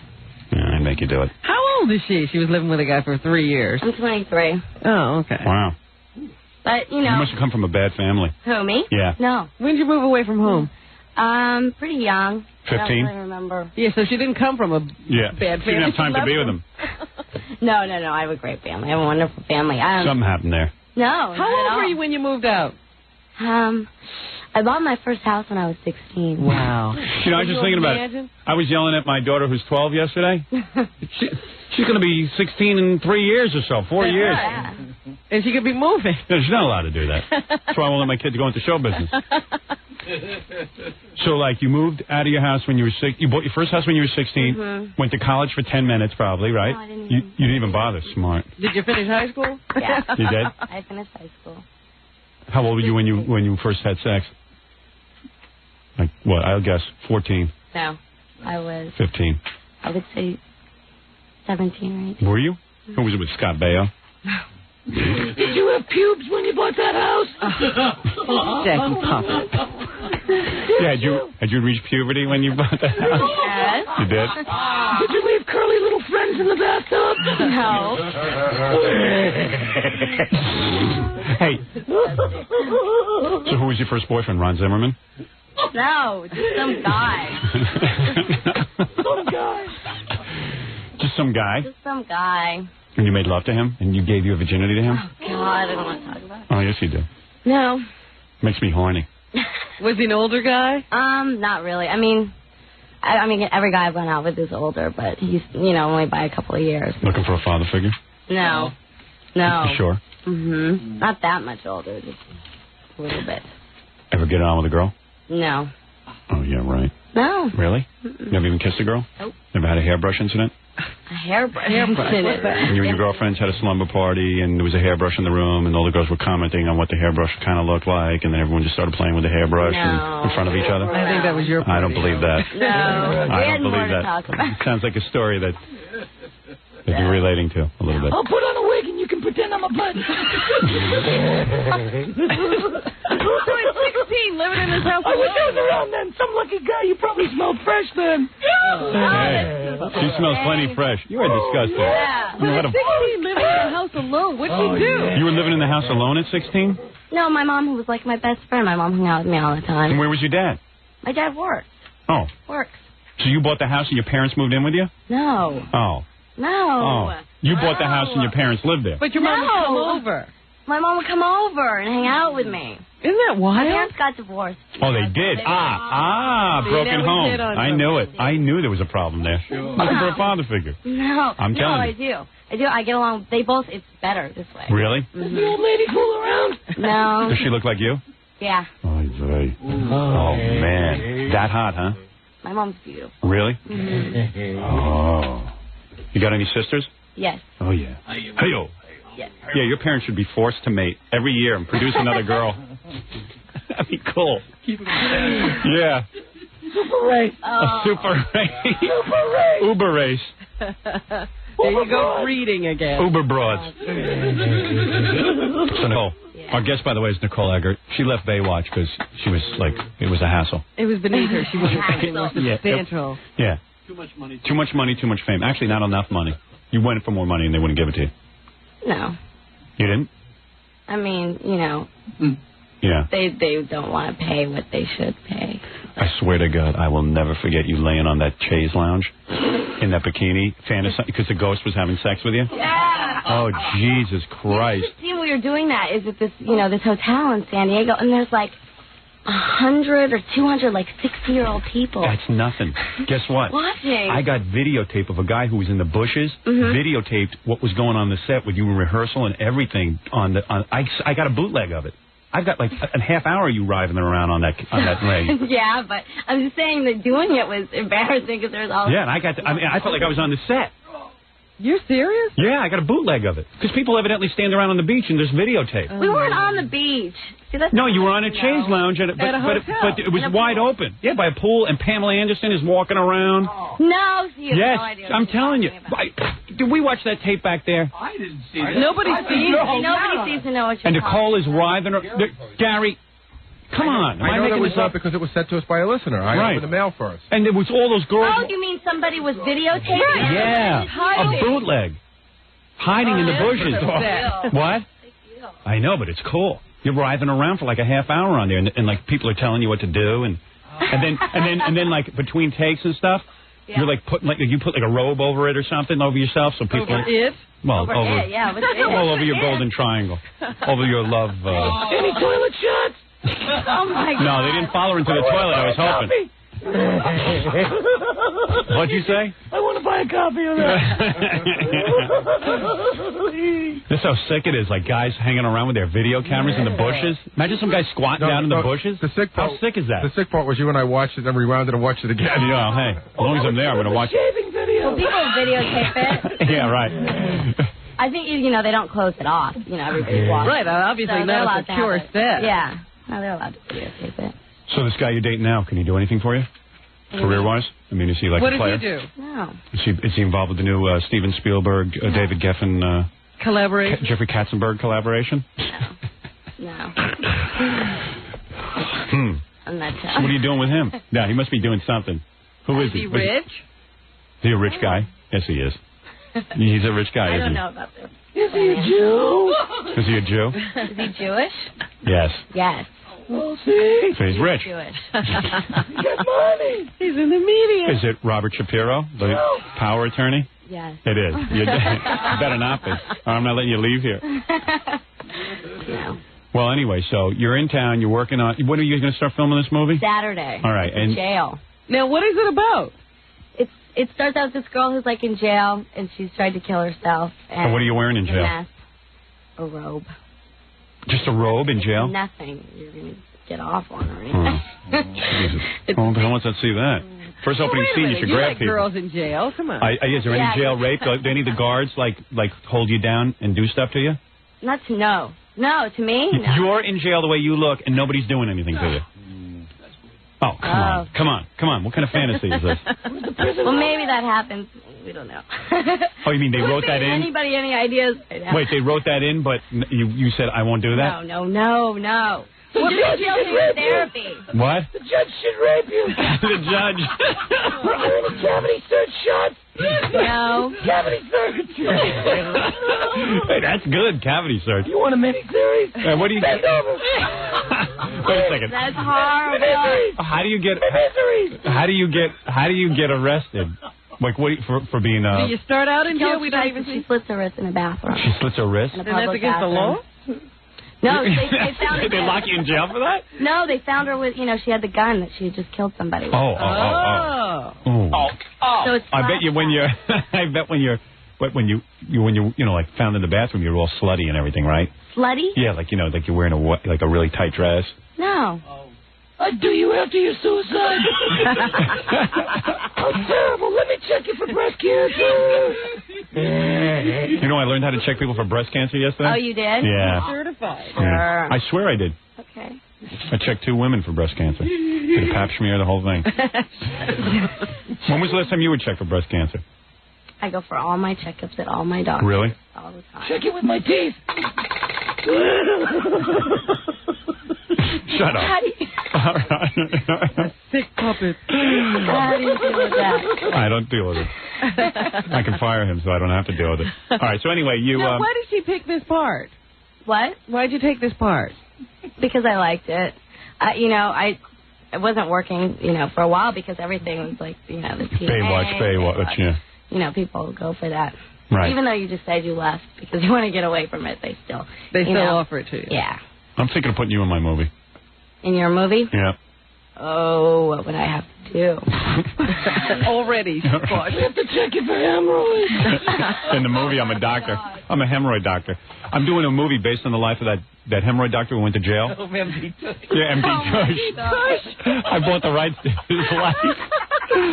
You ever read about that MD Tush guy? No. They had this whole big laser surgery practice. He had like 20 doctors working for him and everything. Uh-huh. Yeah, but evidently, he was making so much money, he was too busy to actually do the surgery. And yeah, a lot of people having trouble with their butts afterwards. And I was fascinated by this story and realized I could make this into a feature film. And I'm almost, we almost have the financing. And you could play the nurse. Or you could play a patient who comes to me for hemorrhoid surgery. Yeah, you could read his ad on the subway and then go look him up. Yeah. Oh, my God. Yeah, it's called Forrest Dumper, MD. It's unbelievable. So if you want to, and it's not sexual, the part, so, you don't have to wear a thong or anything. Yeah. You just have to be examined. So who else is in this movie with you? Did you get... Rosemary Forsyth. Oh, Rosemary Forsyth. Who's that? Look at Jackie. You're not in anything. Just to play Chuckles. What? It's a good cast? Yeah, it's good. So it's like a legitimate movie. Yes. And this is not going to be made for video or anything. This is a theatrical release? Yeah, okay. Hopefully, yeah. Yeah. I mean, never tell till it's over, but... How long does it take to get you in bed? If I date, let's say you were attracted to me, which I know you're not, but let's say you were. Uh-huh. I don't know, you got blinded, and now you're now you're really into me. Uh-huh. So, how long do you usually hold out before you, a guy can score with you? What's your rule? Yeah, what's the, I don't have a rule. Have you ever slept with a guy on a first date? No. Liar. No. Second date? No. You know what? I've never really, gone on a date with somebody that I just met and, had a relationship with them. Oh, it's usually some show business type who's hanging around? No, it's usually somebody that I meet or hang out with or a friend or something. Like at a bar or something? Like at a club? No. What you're saying is she's friends first. Yeah, or there's a mutual friend or something like that. I mean, it's not intentional. It's just always All right, don't yell at me about it. Jesus. Come on, man. I'm just trying to find out. I don't know. Can I smell your belly button? No. I'm just kidding. I'm sorry. I really don't want it. Out. Yeah, You slipped didn't out. mean that. So how long did you wait, after you broke up with your last boyfriend, how long did you wait before you started dating your new boyfriend? A couple months. And then the new boyfriend had to wait a few weeks before he got you into the sack? No, we were hanging out. We were friends, and then it just happened, I guess. And when he leaned over and started kissing you and I stuff? can't believe we're talking about. Well, what do you mean? I don't know. I just can't believe we're I just want to know. about this. He's more nosy than a girl. What about all the other junk we talked about? Did he wear rubber? Oh, my God. Of course. Are you worried about it? Yeah, you got to worry about AIDS. You know? Yeah, do you get checked? Do you get these guys checked out first? Do I get them checked Yeah, like, why don't you send them to your doctor and make sure they don't have the AIDS? Yeah, make them take tests. Yeah, how do you know they don't? A lot of these guys how do you know that they didn't? Because a lot of these guys who you sleep with are really good-looking guys who probably get a lot of different partners. Do you know their past history? Do you make them tell you everybody they've been with? No. You should date married guys who have been with one woman for like 20 years who couldn't possibly have anything. Why? Who is he lobbying for? Guys like me. Don't you get it? No. I'm wearing a rubber just in case you need me during the commercial. Okay, wait there. Give us plenty. So you. Well, anyway.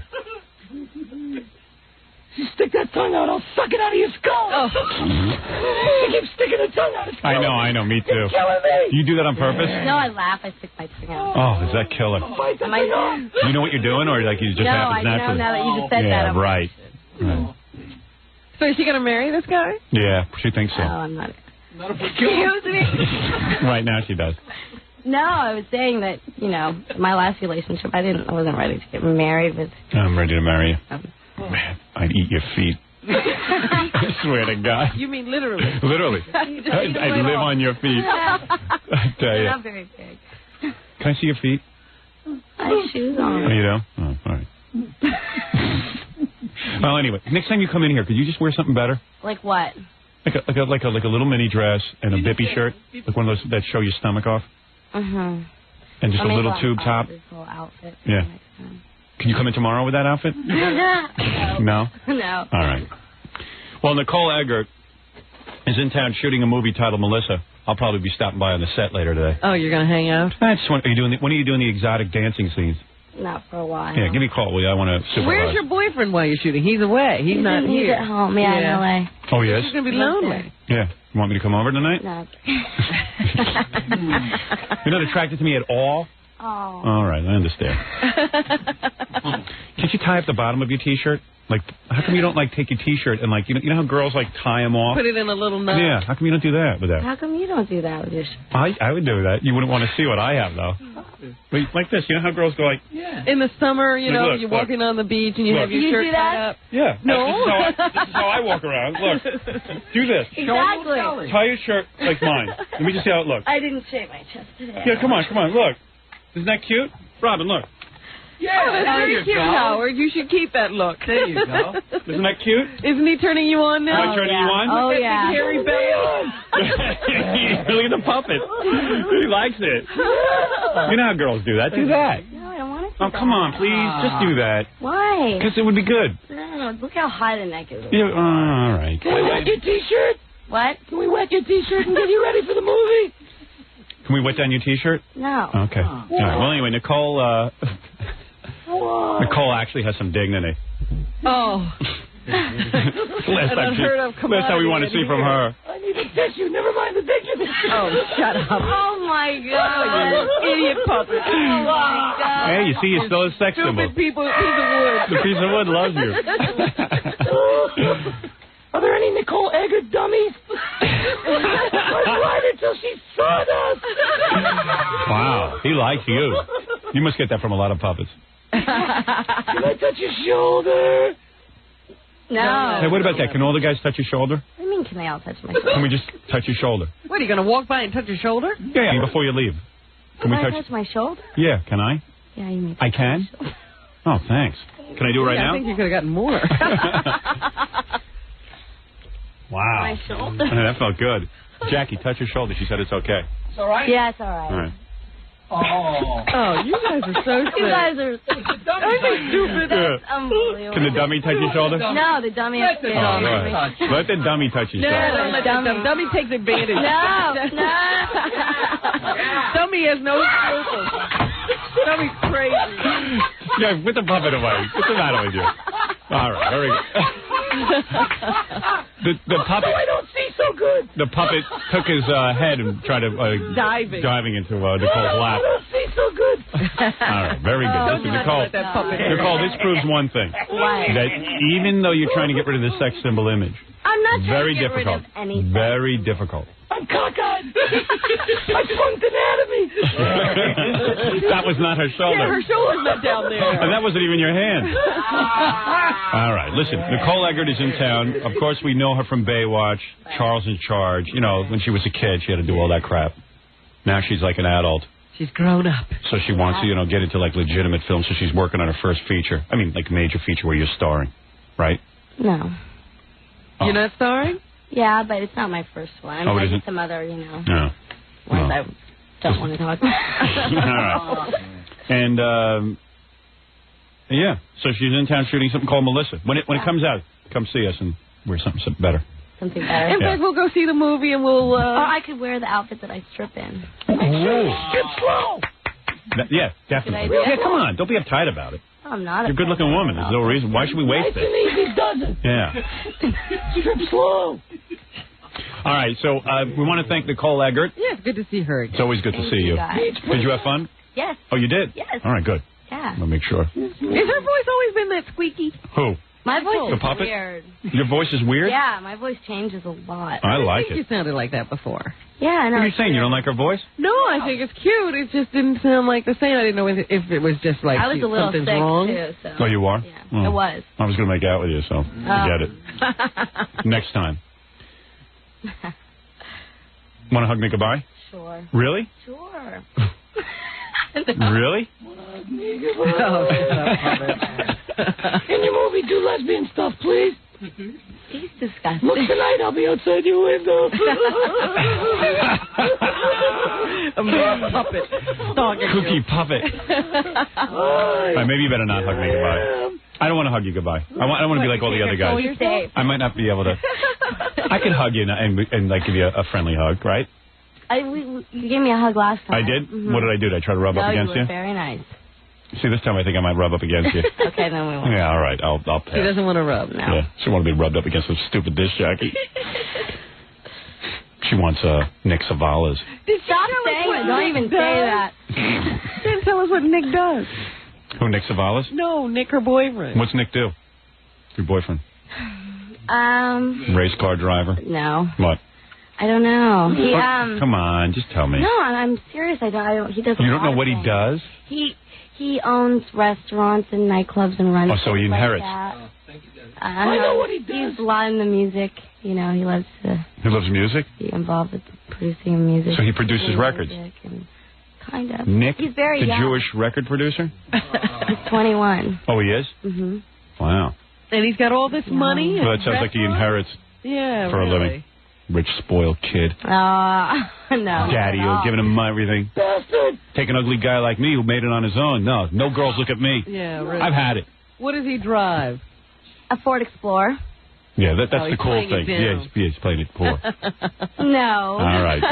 So date him. No. He's not going to hold on. He's not going to treat you right. He's not? No, because he's going to dump you eventually because he can get any girl. Oh. Yep. Let's see what happens. Let's see what happens. No. All right. Okay. Making a mistake. Go for an ugly guy like me. Ugly married guy. What a type that respects a girl. Right. You touch her and you lose your juice. You don't even know what he looks like. What are you talking about? I don't know. Something about the Jews. You touch her and you lose your juice. You want a guy who touches and explodes on impact. How do you know? Believe me, I'm that guy. All right, I got to take a break. I want to thank Nicole Eggert. Thank you, guys. Got us all charged up. Tonight in your hotel, when you eat the mint that's on your pillow, what do you think of me? No. All right, let's take a break, and we'll be back with more show right after these. This is Al Michaels. Lest anybody think this is a farcical show, a fake performance. This is the real Howard Stern. Yo, Look out. yo, sing it, OJ. Yo. Yo, thank you, Al Michaels. Speaking of Al Michaels, Look out. Al Michaels, friend of the show. We really dig when he comes on because he's just so incredibly great. He's just like one of the best guests. And I was reading this. Somebody sent me a copy of the Buffalo, New York newspaper. It's called Buffalo News. That's like the big paper there. And the sports guy. I guess if you're a sports writer in Buffalo, you're not exactly at the top of your game.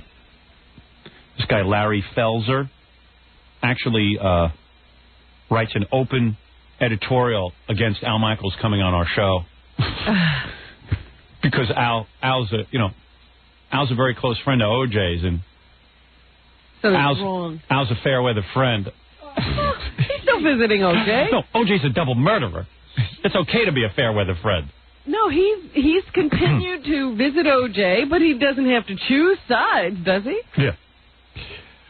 So, this idea that you should defend OJ, if you're... Well, listen to this guy's whole thing. Al Michaels displays sadly sophomoric side. It's one of those opinionated days. I don't care. It's like one of these Larry King columns, where he's just going to spout off. Yeah. And by the way, Larry, this is a comedy show. Just keep that in mind, okay? Al's in the spirit of it. But the other thing is, what is not sophomoric about spending your whole life revolving around sports? Yeah, well. Yeah, Larry Felser, a grown, obviously a guy who looks like he's well into his 50s, still writing about guys hitting balls. Yeah. Nothing sophomoric going on there. I don't care how many Emmys he has won or how distinguished his broadcasting career has been. Al Michaels disgraced himself last week when he appeared on Howard Stern's interview show on the E! Network. As Stern made the most disgusting, of course, Larry Felser watching it, as Stern made the most disgusting, lewd comments about Nicole Simpson, a woman 4 months in the grave, Michaels smirked, snickered, and conducted himself like a college sophomore. Michaels, I'm sure that my commentary was very, very serious, and I haven't probably been one of the earliest Nicole Simpson supporters in all of this and have come out against the OJ. Where's Larry Felser's column about how guilty OJ is? Oh, this is the Buffalo newspaper. In Buffalo, they all love OJ. Right. Larry, where's your a hero there? Yeah, why do I see nothing about what OJ did? Never mind what Al Michaels did. What about what OJ? You are a horrible criminal. Yeah. I don't get to read Larry Felser's column, but I would guess he hasn't written too many stinging articles about the guilt of OJ. Oh, I'm waiting to see the evidence. Yeah, good. I like people who go, like I see a lot of black guys on the news. They now do interview black guys on the news and say, let's see what the African-American population thinks. And black guys will come on and go, I'm waiting to see the whole evidence. That was a quote last night. It's a tough case to figure out. Yeah, that's right. The racist cop and Nicole and Faye Resnick were all in a big drug ring together.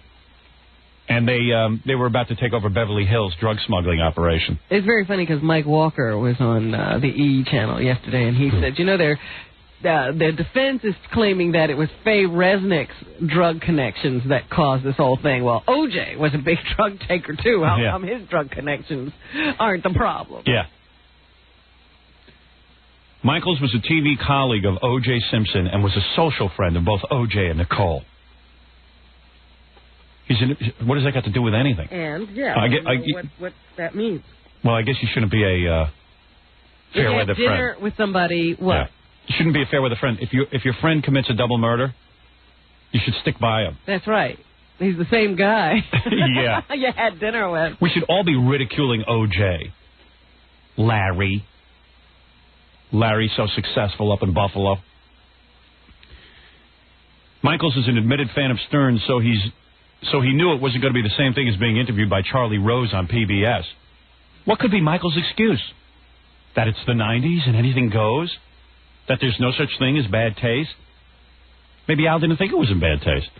That it's now okay to bring more pain to a bereaved family? Larry, you're bringing pain to the bereaved family. Every day goes by that you don't write an article about how guilty OJ is. I'll bet you the Brown family appreciates everything I say. I'll bet you a lot of money on that. What difference does it make, though? You still have a right to say whatever you want to say. I'm trying to make some money. Oh. I'm betting. Yeah, and Al Michaels is a bad man because I said something. Guilt by association. What are you saying, Al, that it doesn't count because it's on cable? You're a great broadcaster, but childish judgment. I don't even understand what he's upset about. He doesn't either. That's why he's in Buffalo. There's no clear opinion on this. He seems to be upset about comments I made while Al Michaels was sitting there. that I was doing Sounds jokes. like he's jealous and would have liked to have been an Al's feet. Yeah. He thinks he would have handled it a different way. Well, he's in Buffalo. His brain is cold. You know, it's probably a big chill in the air. Maybe his brain is on ice. He's not even using it. Here's Kathy Lee Gifford kind of saying something about me. Did you read this? I heard about this. Yeah. She says,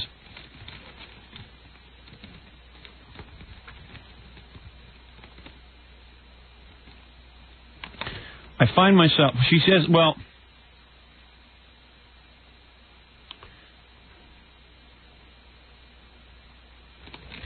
you know, Kathy Lee tells little stories about her kids and all that stuff, and Frank and everything. And, of course, she does because, quite frankly, has nothing else going on that you'd want to hear about. Well, she's fascinated with her life, and she thinks everyone else is, too. Right. And evidently they are. I mean, people do watch that show. People love her life. Right. Even though it's warped beyond reality. I mean, that Christmas special of hers, the Kathy Lee Gifford Christmas special, might have been the sickest thing I've ever seen. I mean, if I put my family through that, they'd tell me that I should have my kids taken away from me. My favorite Kathy Lee story is the one of Cody and 6 of his friends going to a Broadway play and them not being able to stay because Cody wouldn't stay in his seat. Yeah, because Cody's so spoiled rotten by Mommy, who sits there and bronzes every bowel movement of his. Right. He's totally out of control. Yeah. This is Cody's shoes, and this is his last BM. So, anyway, she says, I find myself, and by the way, you don't have to believe any of this, what she's saying. But she says she's much more hesitant to share most of her stories and, you know, her intimate secrets with her audience because she says, I'm much more hesitant to share my most precious possessions with scum of the earth. She's such a sweet lady. Yeah, listen to this. She's tired of telling a really sweet story on live only to hear it dissed by cheap shot radio jocks. I think that's me. Who else is she listening to? She lives here in New York. I think she's about one step away from mentioning my name in these articles. Right now, her philosophy probably is, I'm not going to mention him because it'll make him famous.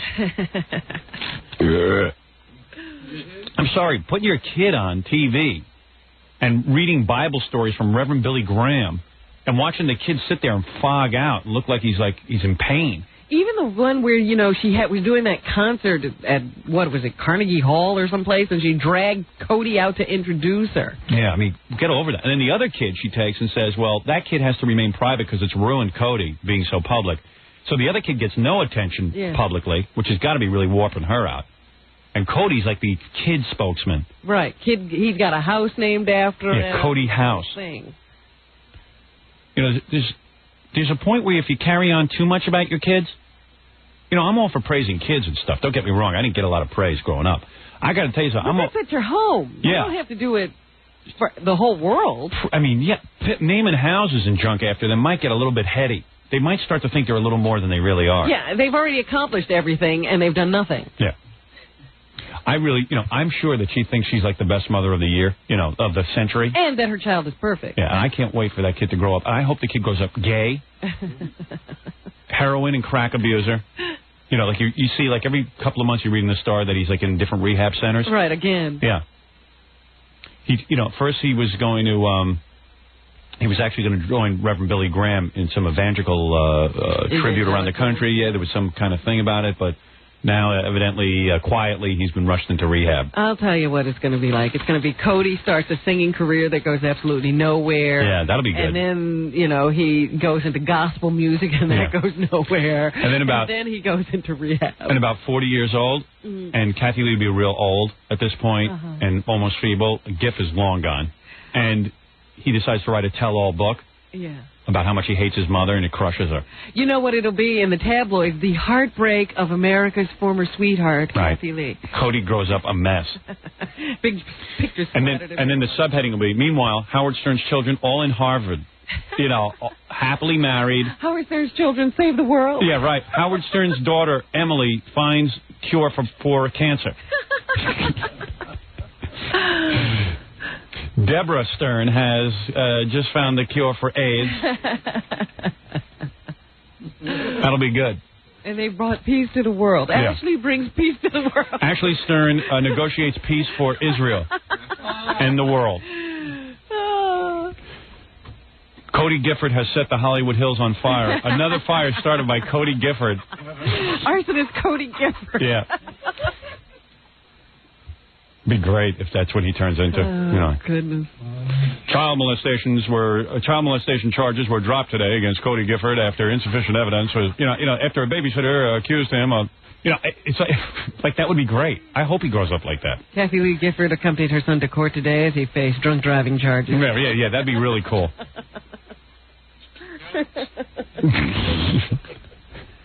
It was like Cody gets so outrageous because he hates his parents that he digs up Frank, drags him, the dead body down Hollywood Boulevard so all people can throw stuff at it. Like he turns into this James Dean rebel. He's got to rebel in a big way. This is the great man, the great Frank Gifford, Dad of the Year. Look at me! I'm a man! Yeah, big, stubbly growth. And you know what? He turns out he's not even that tall, Cody. He's not even that handsome. He's like a midget. He stops growing at 15. He's like that kid Adam Rich. Right. He's having his legs stunted. Yeah. In every way. Yeah. Like 9 inches tall. Auctions off Frank Gifford's fingers to buy crack. That'd be great. He's selling Frank's underwear. Yeah. Then Cody is out of money because Kathy Lee cuts him off because she doesn't know what else finally to do. She's got to do tough love. Yeah, finally she's brought into a counseling session and has to do tough love, and Cody goes out and marries an 80-year-old actress and then starts dating young male models. That would be cool. You know what I mean? He's designing furs, too. Yeah, and he's designing furs. Right. Then he comes on our show to badmouth his mother. Hi, Howard. I married her not because she was 80. I loved her. I took care of her. I washed her hair. And we consummated it. Yeah. Twice. I don't believe you, Cody. Yes, we did. We had sex twice. I swear it. And even though the will is being contested, I don't care about money. I'm not gay, I'm bi. Right. Yeah, there's a difference, How's your mother, Kathy Lee? I wouldn't know. She's not talking to me. I've disappointed her.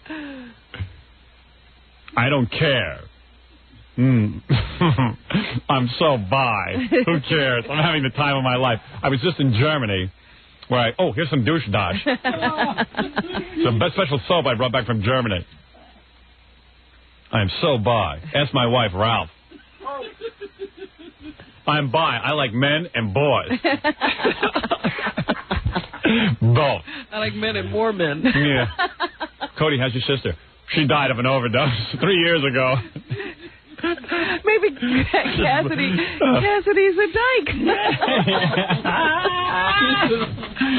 Yeah, she never got any love from my father. That's why I dug him up and dragged him along Hollywood Boulevard.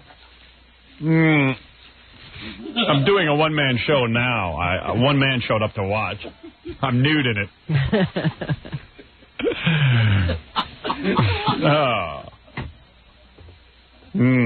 Oh, yeah? And what's your sister up to, really? Oh, she's dating Newt Gingrich's sister. Oh, really? Kathy Lee must be really happy. That's right. What are your children doing, Howard? Oh, Emily just won the Nobel Peace Prize. Oh. Yeah, tell your mother. I hope. But she thinks she's such a damn good parent. Or that, she knows everything. Cody doesn't watch TV. He watches religious videotapes. Yeah. We'll see how religious he is. She better keep a close eye on him. Make sure he grows up just fine, because I'm going to be there watching.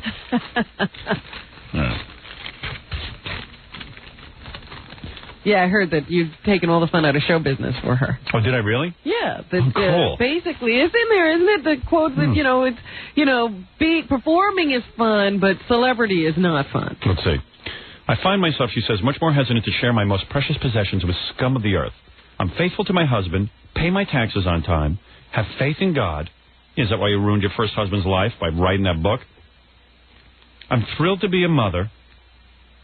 I guess that makes me a real threat to society. Call me crazy, but I like going to bed at night knowing that somewhere somebody's life was made better because of mine. How has that been done? She went to bed. Yeah, she went to bed. She stopped talking. She stopped talking. Our lives are better. She's not talking or singing when she's sleeping. Well, what would she expect people to do about her? Her whole career is her talking about her stupid family. And the little parties she goes to. Yeah, so, like, why shouldn't we comment on it? She is. Why can't we? Call me crazy, but I like going to bed at night knowing that somewhere somebody's life was made better because of mine. I don't want that to change. Today, the meaner you are, the more you're applauded. That's excruciatingly sick. Somewhere along the way, we lost all our standards. Oh, Sig Heil, honey. Why don't we... Candy Lee standards. Yeah, why don't we just be all as vapid and as unentertaining as you? We'll all sing bad show tunes, and that's how we'll entertain people. Imagine her actually commenting on how other people should entertain people. Yeah. This is a woman who barely entertains anybody. Ugh. Her idea of entertainment was being surprised by Willard Scott on a boat. Hi, Willard. Mouth hanging open. Yeah. Willard Scott, what are you doing here? Richard Simmons. Hi. I love this cruise. Yeah, another guy who does nothing for a living. Hi. Another guy who was a weight loss guru, and he's overweight. We're going to help you lose weight. Yeah, well, how about helping yourself, fatso?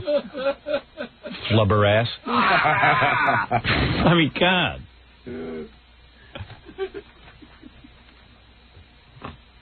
Where are your credentials? Oh, I was fat once. I did underwear commercials and I cried. Yeah, well, get your hands off me. Do them now, you cry again. Yeah. Oh, man. I used to cry every night. But now I'm happy because I got about $80 million of fat people's money. All desperate to lose weight, so they send me money for pieces of cardboard that they look at the pictures of the food and pretend that that's what they're going to eat. See, you take cardboard and you look at it, and then it tells you what to eat. Meanwhile, some guy's eating every piece of cardboard in there. You play cards. Yeah. You see, you get 5 food group cards, and you put them in your packet, and you carry those cards around with you. And you take them and you flip them from one side to the other, and when all your cards are over here, you're finished for the day. Yeah, meanwhile, it's 9 a.m., and the guy's flipped all his cards over. Yeah, what am I supposed to do now? Yeah. And you listen to bad versions of 50s songs and sweat. Yeah. And, excuse me, do you want to buy a tape with sweat in the title? I don't know. Sweating to the classic. Yeah, I don't want to think about his sweat. Oh, man. And then the other shtick is calling up 400-pound people. Oh, well, you know what he's got now. He has he's added rubber bands to the video. So now he's selling the video and the rubber bands so you can have your own workout gym that you can take with you. Because you can use these rubber bands anywhere. You could staple them to your face and be Captain Lou Albano, the wrestling guy. Big rubber bands hanging from your head. See, with these rubber bands, we're going to tone. Tone. Yeah, we're going to tone. Tone his wallet is right. I figured another way to rip you off. Yeah. These are just cards, and you flip them over, and then you'll be thin, and then you have rubber bands. Calls you up. How's it going today? Yeah, Richard had that other shtick going. Okay, goodbye. Yeah, I can go be happy all day now. The mock sincerity, I'm going to call 20,000 people. Of course you're going to. What else you got to do? Tears. Yeah. How are you? You're not feeling well today. But it's a lovely day. Do you know how many of those tapes I sold last year? 6 million. It's like, what? Yeah, that's what I say. I made $40 million, but I spent $20 million on phone calls. It's so ridiculous. I make so much money. Actually, he makes $40 million on the tape, spends $20 on phone calls, and $10 on the cardboard. So that's let's see, that's $30. $40 million minus $30 is how much? Yeah, that's his overhead. That's his overhead. What's the profit on that? Hi. Hi. How you feeling? Did you lose any weight? Wonder why I'm happy. All right, I gotta take a break. We'll be back right after this. I wanna get back to the show. I can't be gone that long. You're listening to the Howard Stern Show. Once again, Howard Stern.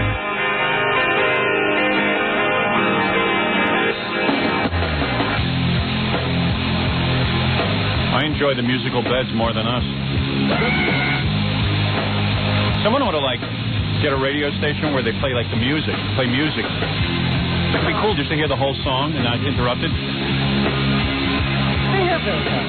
They do? Man, well, to me, sometimes I want to hear the rest of the song. That would be a really good idea instead of all this talk. Going to revolutionize radio again? Yeah. I'm thinking about inventing an all-music format. All music, no talk. Yeah, well, like you wouldn't hear people like us talking. You would just hear the songs. Anyway, we'll see. Novel concept. Yeah, I'm trying to convince some guys to put some money into it. Maybe the weather once in a while. All right. That's all. Time and temperature. Time and temperature. And the disc jockey doesn't say anything. Traffic. All right. Traffic. All right. Seems like a good idea. Nobody listens. Ganji had a good idea for once. He came up with this is an earth-shattering announcement you just made. What we ought to do is, since like all these shows like Jenny Jones and Ricky Lake and all of them are so funny with the with the black audience that yells at the white people and vice versa. What I'll do is one day we'll send some guys up to Harlem. We'll get a black audience of our own. Who can say stuff like, yo, man, what you talking about? Like yell at one of our guests. Like it would have been good with the sex therapist if I had introduced her as someone who claims to be a sex therapist, but a lot of people think she's a hooker. Right, you're just a hoe. Yeah, and then we can get people to yell at her. You get a paid hoe. for it. Yeah, you a hoe. Yo, what? Lousy bitch, she's a hoe. She's a hoe. She a hoe. I hadn't sex with her. Yeah, that's what I'm thinking of doing, like a Jenny Jones kind of thing. She's lying. And and I'll walk around with the microphone and let the audience ask questions. Why not? Working on it. Those shows are making lots of money. Yeah. And we'll get some really screwy white people, too, in the audience. Like, from Suffolk County or something. Way out on Suffolk County. Way out. Way deep into Suffolk County. Further upstate. Get Kenneth Keith in the audience, guys like that. Yeah, guys with big gaps in their teeth. Yeah. So that we don't appear racist or anything. We don't want that. Stringy hair. Yeah. So we're on in Phoenix now. We're on in a lot of places. There's a lot of places we're not on, but we're on in Phoenix, and we're sort of dotting the country. We're not spreading across it. Our entry into the Phoenix market was a little weird because the station in their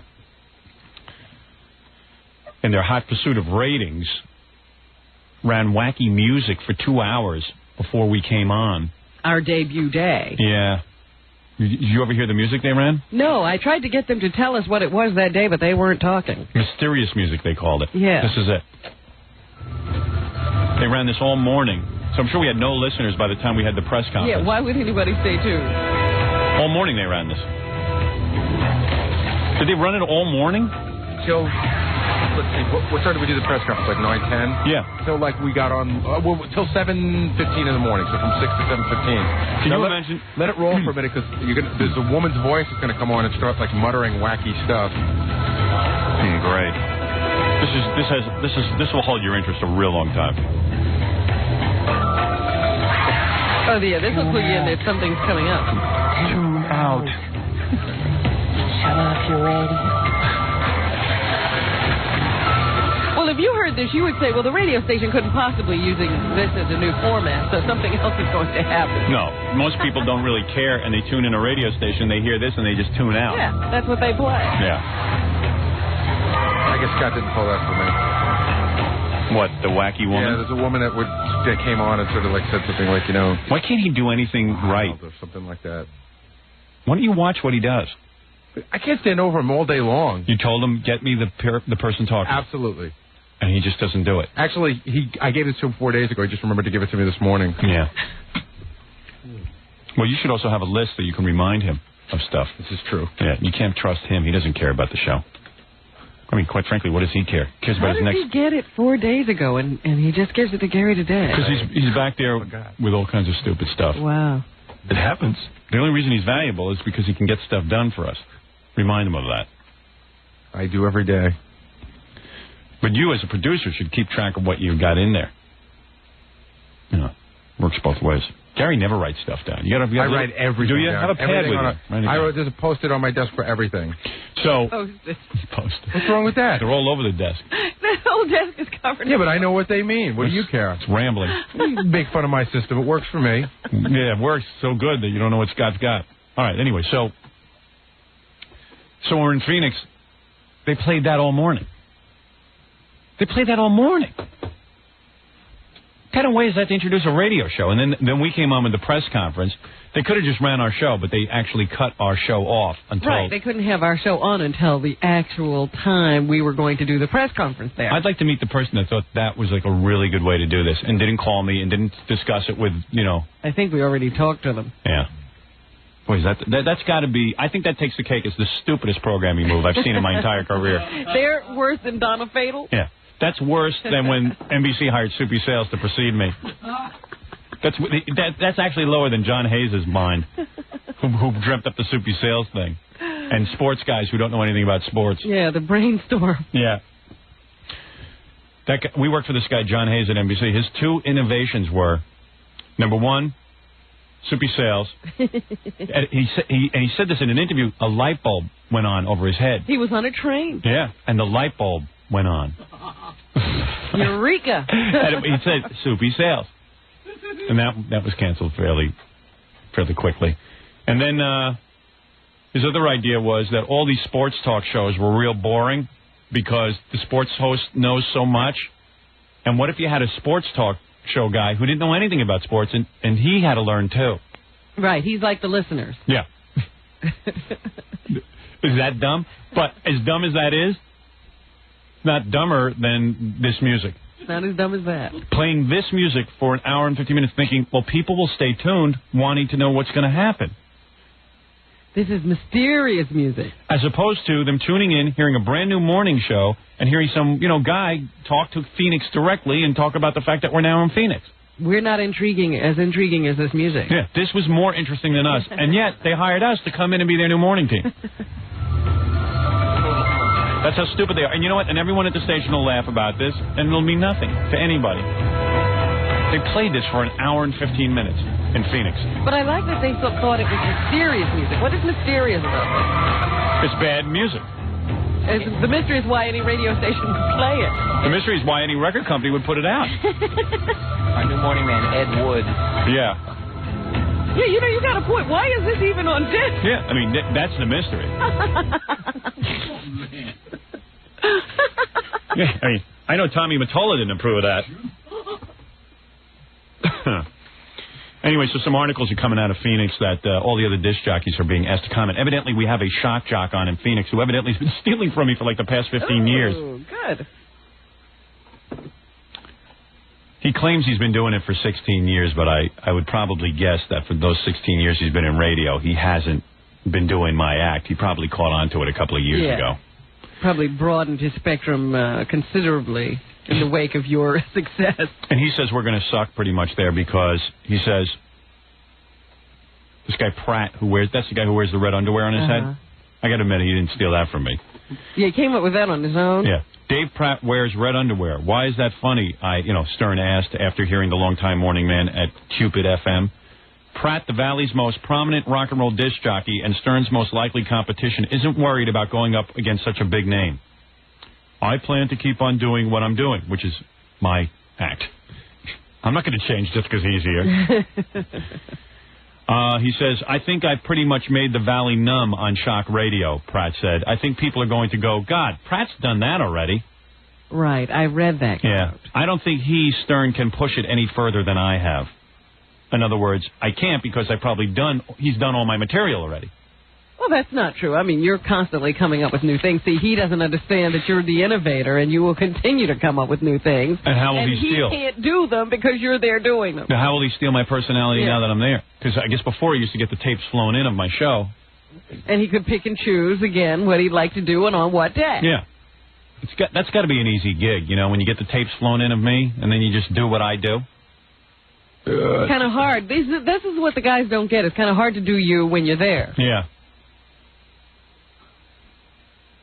Although Brother Weeze in Rochester's still doing me, and he's doing real well with it. He there's something interesting about him. I think that people can't even hear him. I don't even know. Why is this guy proud about numbing people?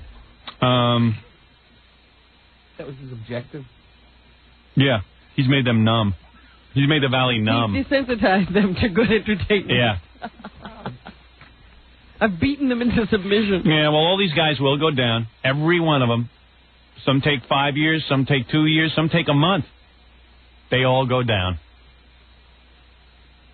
We're like water on a rock. It'll happen. Eventually wear you away. We'll wear you down. Trust me on that. And there's a bunch of other disc jockeys who say that we won't impact them, so they're safe. Because they don't do anything. They basically say, well, we do a lot of boring music stuff. And yeah, so, that's not the audience he's after. Yeah, so nobody's really ever taken our audience away.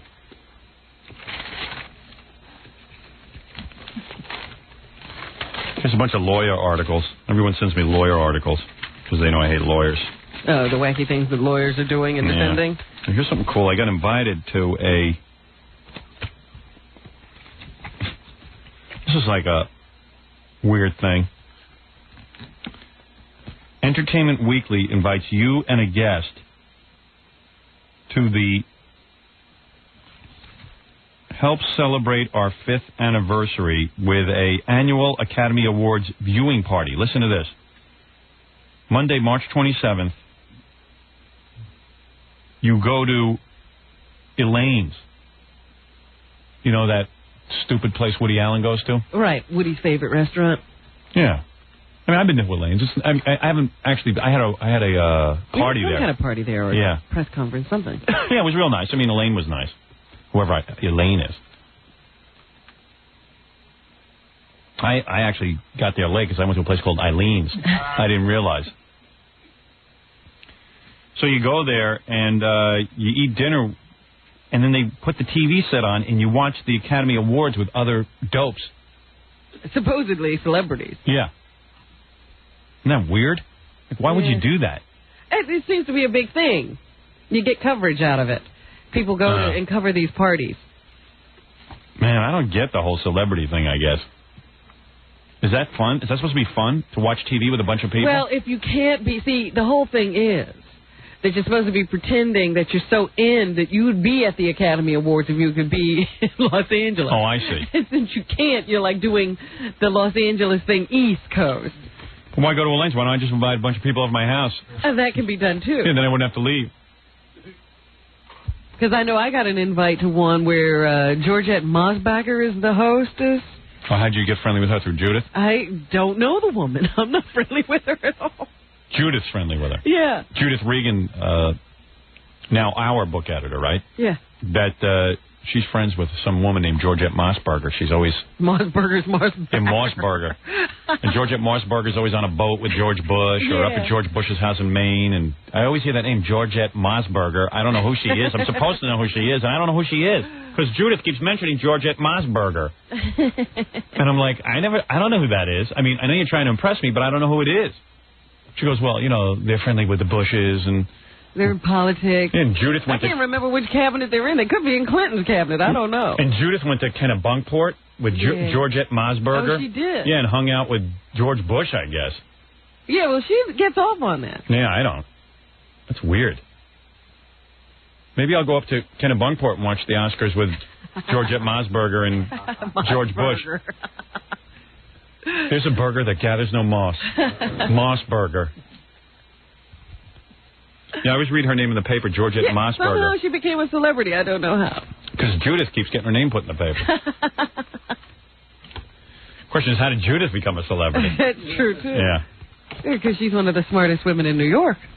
So she says. Well, New York Magazine said it. She is smart. She got an ass with a lot of brains in it.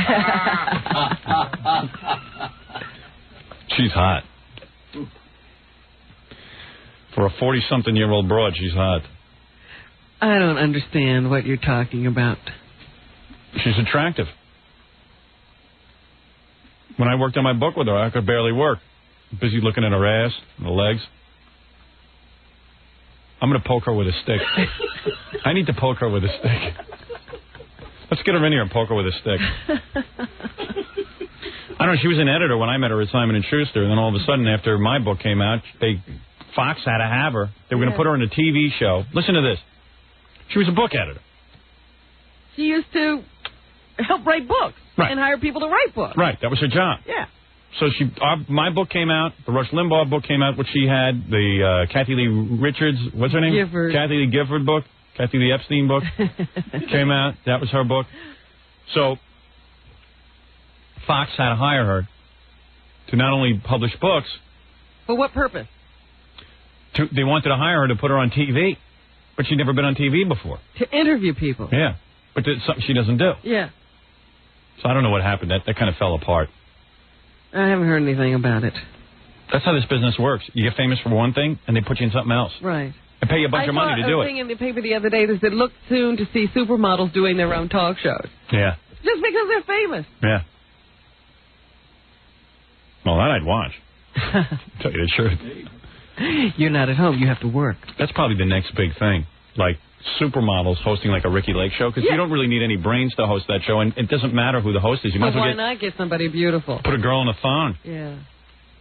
Put a girl in a thong, put her in an audience full of black people, and let them scream at idiots. Now, that's a show I would never miss. And they say, the Cindy Crawford show. Today we talk to idiots. Yeah. I mean, they've already got them writing books. Naomi Campbell wrote a book. Yeah, so why not? And it's not like an autobiography. It was a novel. She wrote a novel. So not only the innovation on these shows would be not only a stupid audience, but a stupid host. Everyone's stupid. Equally stupid. Cameraman. Everyone. Stupid cameraman. There's just air whistling through everyone's head. I'm pretty sure Sally Jesse Raphael has the stupidest cameraman. I'm watching that show yesterday, and there's some guy talking. Either the director's stupid or the cameraman's stupid, but people are talking, and the camera won't go to them. Really? Yeah, it was frightening. It took forever for them to get this shot of the stage. It was all far away. I don't know. Hey, I got to take a break. Let's do the news. And, all right. All right. News time? Yeah, we'll be back. Well, yeah, we're pretty close. Okay. Unless you want to take some phone calls. We'll be back right after these words. Let's return to the Howard Stern Show.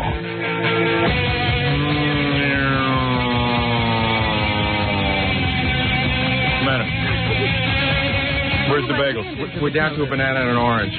What do you mean? What happened to the bagels? The Stuttering John said he asked you yesterday if you wanted the bagels, and you said no, give them out, so they did. Oh, I thought you meant you had new bagels. No, they delivered them. They're in plastic bags and stuff. Would you like a banana or an orange? All right. Which one? Both. Here's a banana. I'm just so hungry, man. I'm just so friggin' hungry. Can I buy you something? Well, I send Gorilla out for the food, but it takes like 12 hours. Gorilla has to make it. Yeah. Gorilla has to make sure his hair falls into it. He's down there stirring it up in the kitchen now. Don't put no butter on that. Extra hair. Hey, people handing me food. Food drive. Orange Why with did you ask for money since they're going to be so readily able to give? Sometimes I ask Gorilla to go out and get food. I swear he has to fly to Africa to get the food. Don't come in here just because I mentioned your name. No, I'm going to let you know. It'll be here in 15 minutes. It takes really? half an hour. Nice. It takes half an hour. So 15 minutes. They don't start cooking till 9 o'clock. I know the whole story. I've heard it 10 times. Well, it is bizarre to request breakfast at 9 o'clock in the morning. You're not requesting breakfast. You're requesting lunch. I mean lunch. I'm dizzy. This every day is a marathon in my life. Sit here, be funny for 5 hours. Go home. I'm in a coma. My wife yells at me. Why am I in a coma? I tell you what, honey, you get up at 4 o'clock in the morning, talk for 5 hours straight, try to be funny. You're no fun. Oh, yeah. Oh, no kidding. Try having fun. Maybe get dressed up and got on some lingerie once in a while and have some friggin' fun. Well, the company's been talking to me about staying on past November, and I'm not into it. They're trying to talk you into it? Well, no one's really talking. No? No negotiations are going on? Nope. I don't want any negotiations. They've asked me if I want to go. I don't want to. I've had it.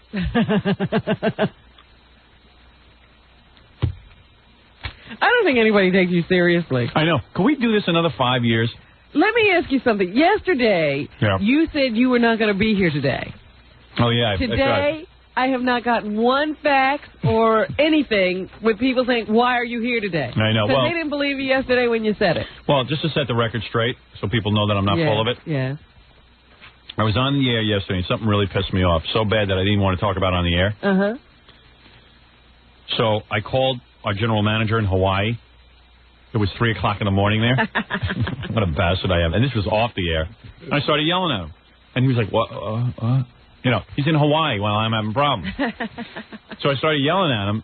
And I said, look, man, when you get back, we'll talk about this. I'm taking a few days off. And you know I don't even like taking days off because that means just sitting home and doing nothing. Which is the worst thing. Which is worse. I said, but, you know, I'm not coming in. And he said, okay. He even agreed that I shouldn't come in. And then yesterday I was talking it over with Rob, and we agreed that we would look unprofessional if we didn't start showing up for work. Yeah, we have considerations. People don't believe that. Yeah, we did. So we showed up. But we really weren't going to show up. But we called Tom again. Yeah, just to tell him he's lucky we're showing up. Poor guy. Want some orange? No, thanks. Want some of my fingernail? I've been eating that, too. Tip of your finger, maybe? Well, I've been trying to starve myself so I'll get thin. Because I read, you know, like a lot of people say you're not supposed to do that. Meanwhile, it's the only thing that works. It's the bad way to do it, but it works. But it works. That's so unhealthy is what they say. My pants were getting a little tight. I just said, you know what? How did you've been so strict on your diet? I don't know what happens with me. I just gain weight if I'm not eating anything. It's just my body adjusts. I have a really slow metabolism. The worst news. Did you hear what the experts are now saying?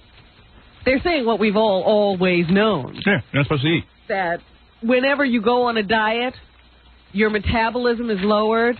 Yeah. So that then once you've lost the weight that you want to, you can't eat the same amount as a person who stays at that weight all the time. You got to keep cutting down. Calorie demand, so you have to keep cutting your calories. That's my problem. Now I'm down to eating nothing. I'm living on air. Yeah. And I'm gaining weight. Because, you know, like, you buy these videotapes and people talk about who are supposed experts, like Susan Powder or somebody like this. And everything they tell you is wrong. Because they tell you, like, you can eat pasta and you can eat this as long as it's low fat. And you eat all that crap and you gain weight. Right. You know who should put out videotapes? Ethiopians. They're thin. And you know why they're thin? They starve. They don't eat. That's right. That's right. That's how you lose weight. Thinnest people in the world, Ethiopians and Somalians. My father, when he was raising me, used to say, there was a famous TV commercial used to come on. They had a belt. And they had the belt, and you would tie it around your waist, and it would shake you. The belt would shake you. Yes, I remember My that. father used to say, he says, you know what you do with that belt? You put it over your mouth. Then you lose weight. Don't even turn on the machine. Just put the belt over your mouth. And he was right. The only way to lose weight is not to eat. Starve yourself. Or to stay on an exercise bike all day. You do everything on an exercise bike. Yeah, like Jessica Hahn. Yeah. 24 hours a day on the bike. And when you're not biking, you're showering because you're sweating from all the biking. There's no time to eat. Yeah, biking, sweating, oiling. And she goes to the bathroom. Yeah. She has to go to the bathroom once a day. Right. Any way she's going to go, she's got to go. That's how you do it. Yeah. You know, Jessica was telling me once that she was riding her exercise bike, and she got lost. Didn't know where she was? Didn't know where she was. Stationary bike. She bought a compass. Oh, that's She got a hysterical. great body. Can't fault her there. She better. She better, is right. She loses that body, she loses the boyfriend. Yeah, he's hanging around for the deep discussion. Let's debate. The intellectual challenge. Yeah. Ron, let's talk. Can we just talk? Yeah, but Jessica knows enough not to say to a guy, can't we just talk? No, she would never say that. Yeah, she leaves the house. I don't know, Robin. Life's not fair. It's not fair. I didn't know. It is not fair. Did you see that Cuomo starting his radio show? No. Governor Cuomo starting a radio show. And he says, well, it's not going to be like these other shows where, you know, they take the phone calls for 30 seconds and they hang up on people. And I'm going to sit there and talk to people. He's going to let them drone on forever like him. Good plan. He will be the worst radio host in the history of the entire invention that Want to bet Marconi on made. how long his show lasts? 4 months.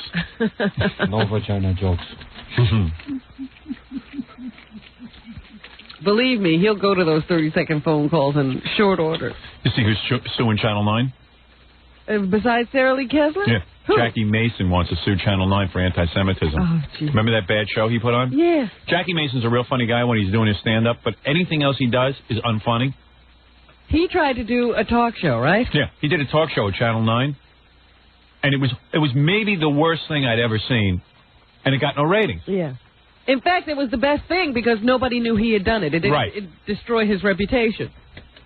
It was a little tiny guy with orange hair, tons of dandruff. He's very funny. You know, yeah. He's a very funny-looking man. Yeah, he's a fun... And Jackie Mason, God bless him, is brilliant. He's a brilliant comic. You got to be funny when you look like that. But they gave him like a talk show, and he couldn't even...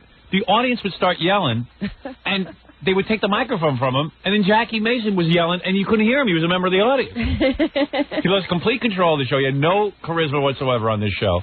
And now he's turning around. He's contemplating suing Channel 9 because Now, they're how are they anti-Semitic. anti-Semitic because they canceled his show? Because they didn't do it because it was a bad show. They did it because he was Jewish. Oh. They didn't know he was Jewish when they hired him? I guess.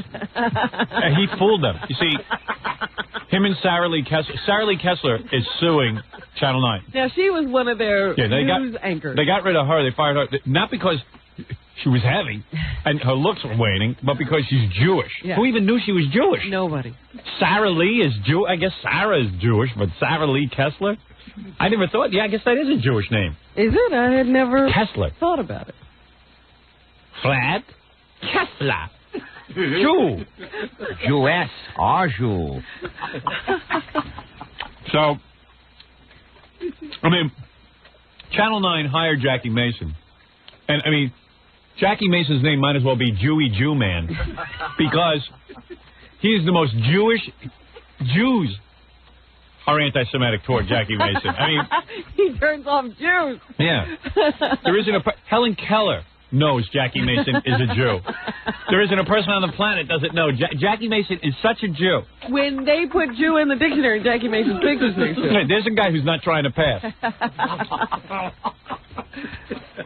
He is a card-carrying Jew. Aborted fetuses know Jackie Mason's a Jew. Black guys who wash up on the set of Baywatch know Jackie Mason's a Jew. Aliens from outer space know that Jackie Mason is a Jew. Right.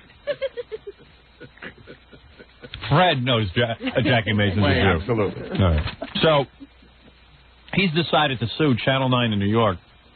Well, he hasn't decided yet. He's thinking about it. He's thinking about it. I'm thinking about it. Thinking about soon. We got to get him on the show. He always wants to come on here. We got to get him on. Well, I'd like to talk to him now about his legal problems. Because that's going to be funny. Well, you know, his best friend is this Raoul Felder. Yeah. I guess they sit around talking, and all of a sudden, he's got a suit. Yeah, he's looking for some attention.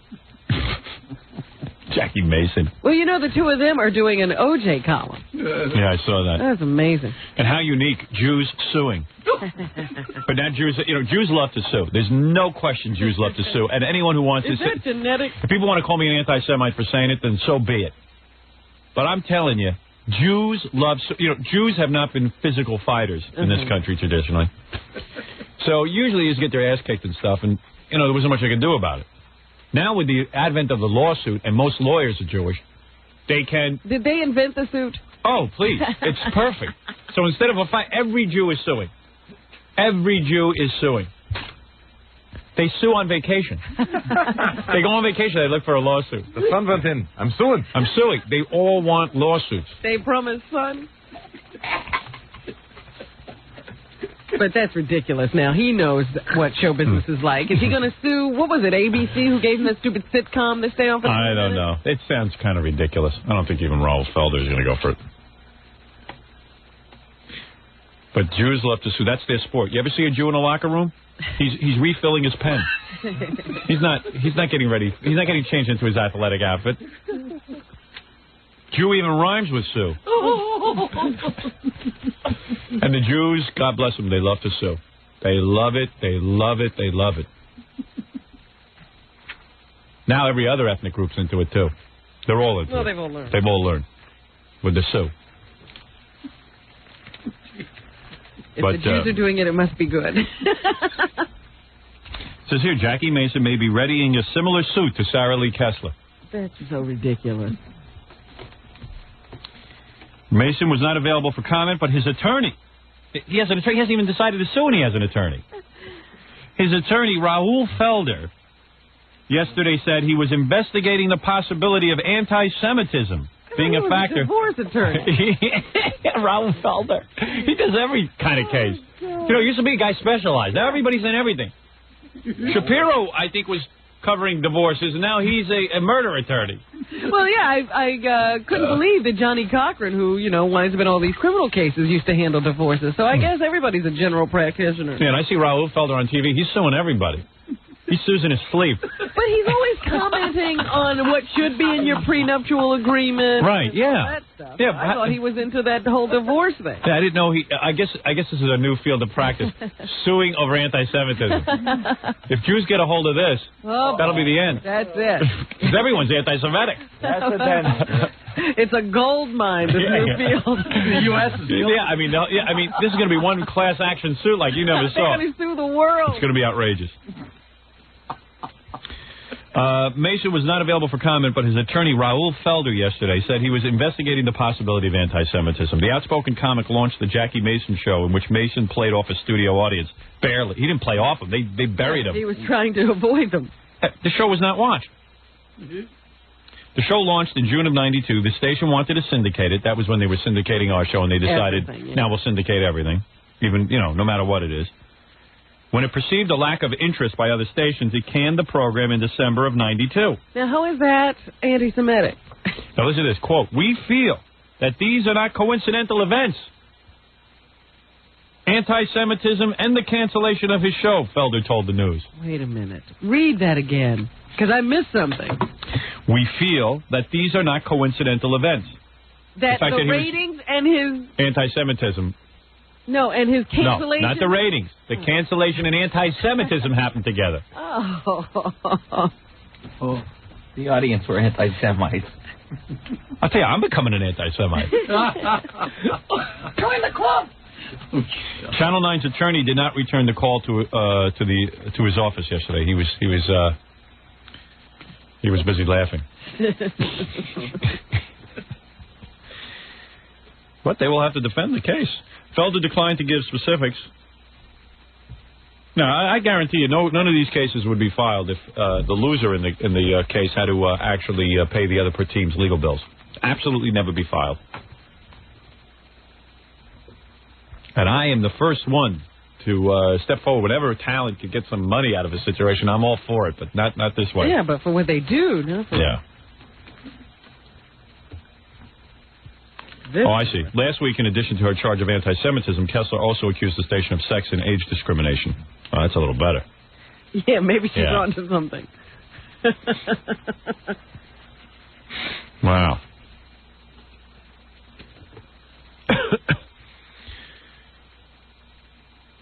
We ought to start preparing our suits.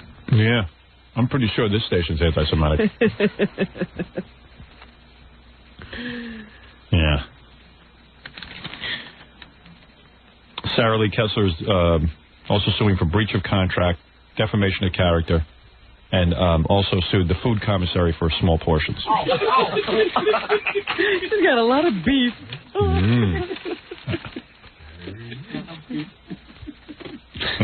Her name is Sarah Lee. Sarah Lee. I know her. She's a nice lady. I mean, you know, but this is a little much. I mean, listen, I don't know, but it just seems a little whacked out. I'll tell you about broadcasters. They're not anti-anything. They're into money. And if you can make it for them? If Jews can make them money, they don't care who the performer is. That's, you know, that's what I think. I also think that employers have every right, especially in the entertainment field, to fire employees for whatever reason. Format change, anything.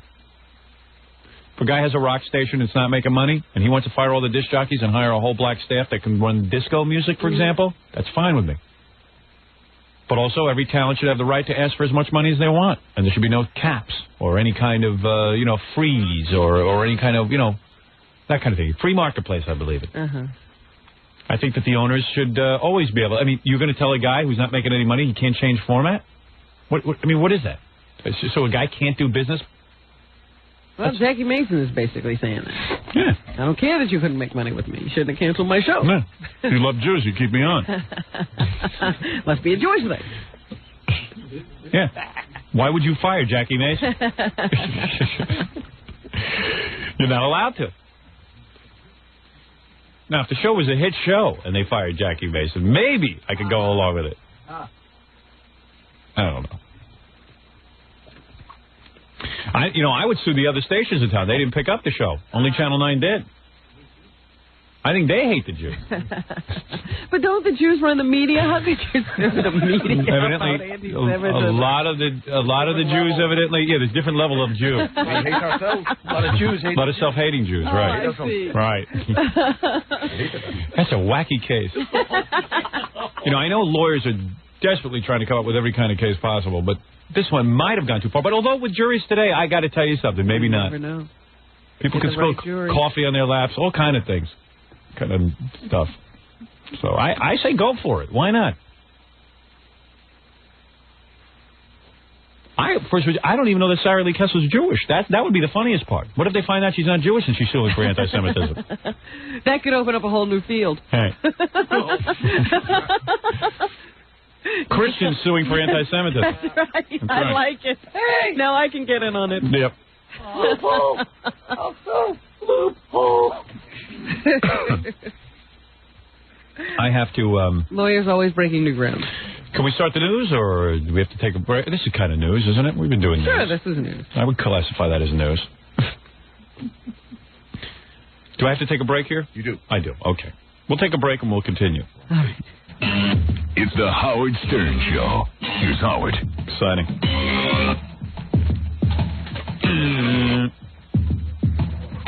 Don't bother me, Judge Ito. I'm trying to depose the witness. Judge Ito. Judge Ito. Don't bother me, Judge Ito. Judge Ito and F. Lee Bailey. They were getting a little terse with one another there. I think F. Lee was a Marine in World War II, and he probably resents the nips. He can remember. You never forget that, Robin. I wonder if F. Lee actually killed any nips. Probably not. Yeah. We dropped a bomb on them, remember? No, that's right. We didn't fool around. That'd be cool if F. Lee was the guy who flew the plane that dropped the bomb on the nips. Take that, nips. You think while he's trying to prove that Mark Fuhrman is a racist, that he's thinking about the nips in World War II? Or do you think... Having who knows? flashbacks? You never know. You never know what's in someone's head. That'd be funny, though, wouldn't it be? Well, Judge Ito would resent that. His family was in an internment camp. They were Americans. Right. They weren't over in Japan. Sure. Sure, I'm buying that. Family's work. That's what they all said. I'm sure Judge Ito had family in Japan. I'm sure the Ito family was very well ensconced in Japan. Maybe his parents were here. Long lineage. Exactly. I'm sure a lot of his relatives fought us long and hard. Now they're all over here eating that seaweed and cucumber rolled up together. I don't eat that. That's not my food. I eat nice food. You don't call that food. What, seaweed and cucumbers? And cucumbers? Negamaki and octopus. Yeah, octopus. What's wrong with steak? Yeah. That'd be good if they went at it. Mr. Bailey, you are bellowing so loud we are in danger of waking up the jury. Go cut out your sucky hole. If those 12 dopes wake up, I'll hold you in contempt. Shut up, Those 12 dopes, I don't think get a I think that this is probably exciting for them because F. Lee Bailey is like bellowing. And they think something's going to happen because that's what all the commentators keep saying. Well, where's this bomb? Yeah, well, they hear the word nigger, that'll wake up the jury. Unloading. Can you imagine that jury when they heard nigger? Well, they got to the good stuff yesterday. Nigger. F. Lee Bailey got to say the word nigger often and early. It was like the set of the Ricky Lake show. What? Where's Mr. Johnny? Jesus. God, Lord. All them cops is racist. That's right. OJ, you going free. Great. I don't know, man. Just to teach him a lesson. You know, the defense makes zero sense. It's been awful so far. Any rational person would say, wait a second, the guy's a racist because he was in a, according to this some woman who we met, what was it, 1986? It was a long time ago. This is what the woman claims. She claims in 1986, she walked into a Marine recruiting service. He was screaming about the niggers. It was the most offensive thing she had ever heard in her entire life. And what did she do? She called up her friend, her girlfriend, and said, there's a really cute Marine. You want to date him? Uh-huh. She was so offended by this guy who she'd never seen before. A stranger sitting there screaming about niggers. She was so offended she had to run out of there. But she asked her friend if she wanted to date him. Well, you know what? I've also heard that she might not even be able to make a really good identification. Of course not. That if it wasn't Mark Fuhrman, it was someone who looked like him. Yeah, of course. Oh. And now listen to this. Yeah, and the guy's life is being ruined. Now, I mean, you've seen the guy in the stand.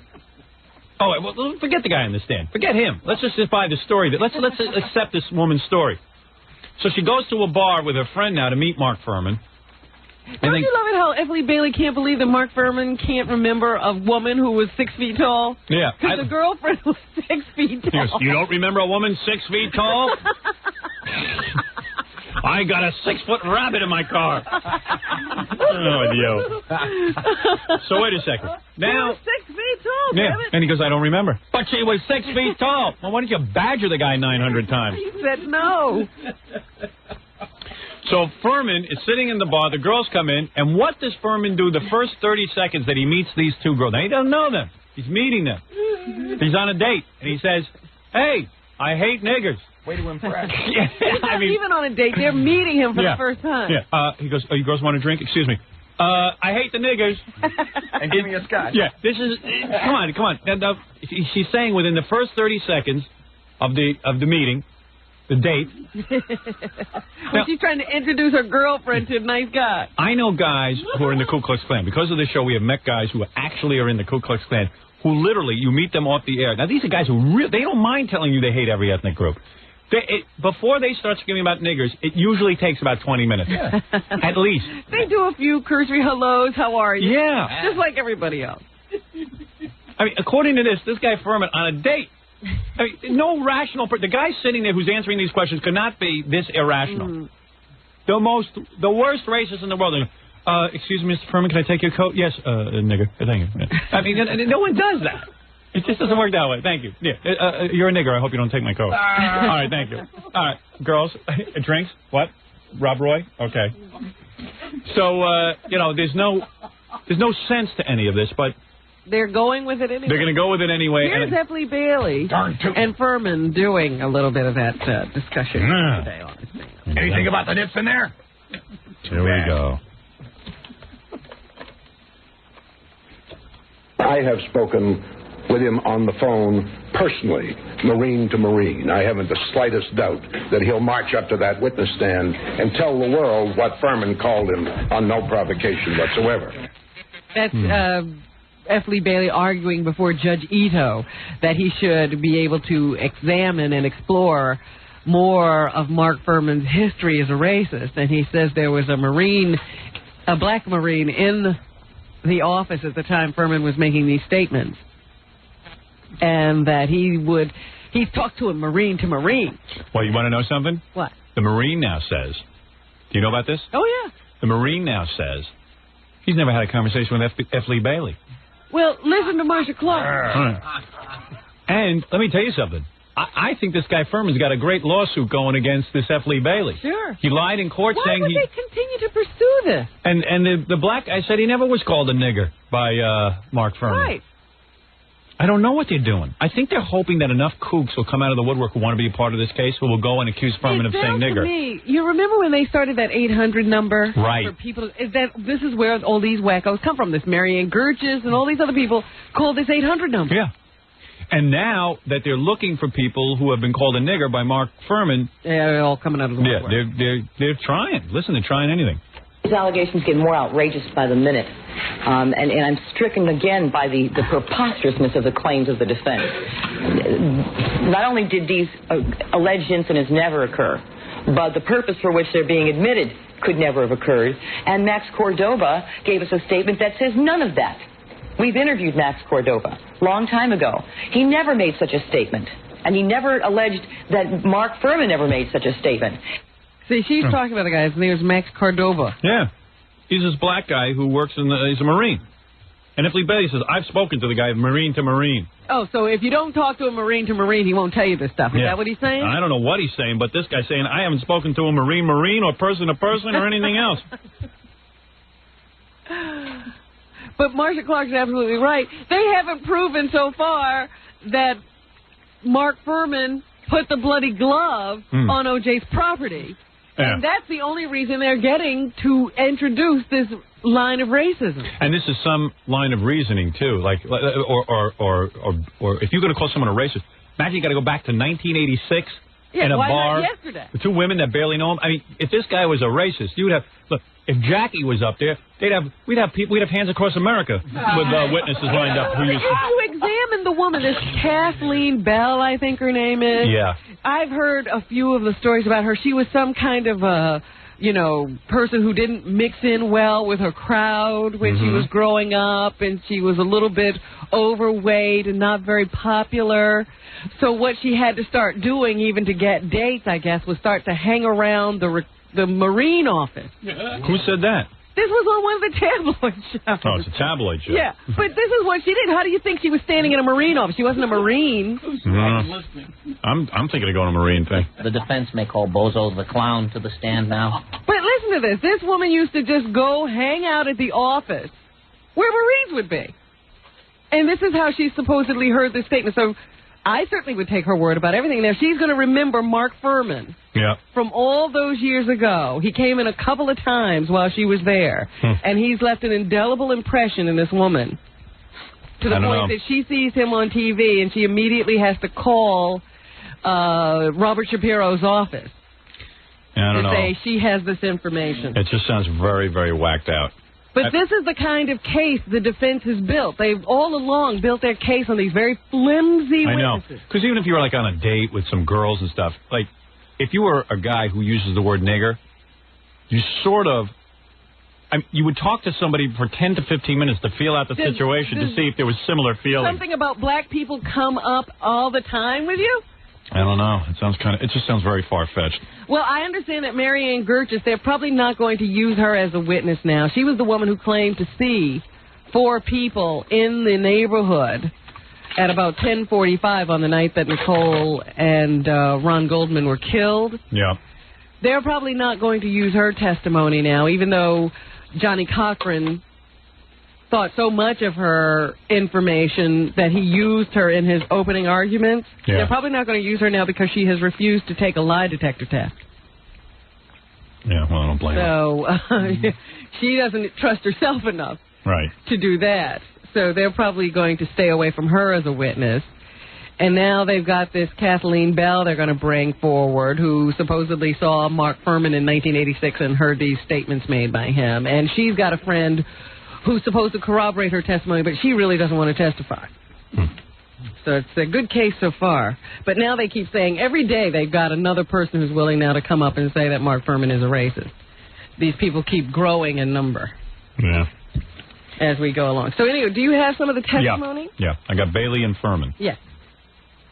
If you did, in fact, say that one of the things that had you disturbed at that point was blood in the Bronco, and it wasn't a slip of the tongue, why would you have used that word? I didn't see any blood in the Bronco, sir. Why would you have used the word in, Detective Fuhrman, please?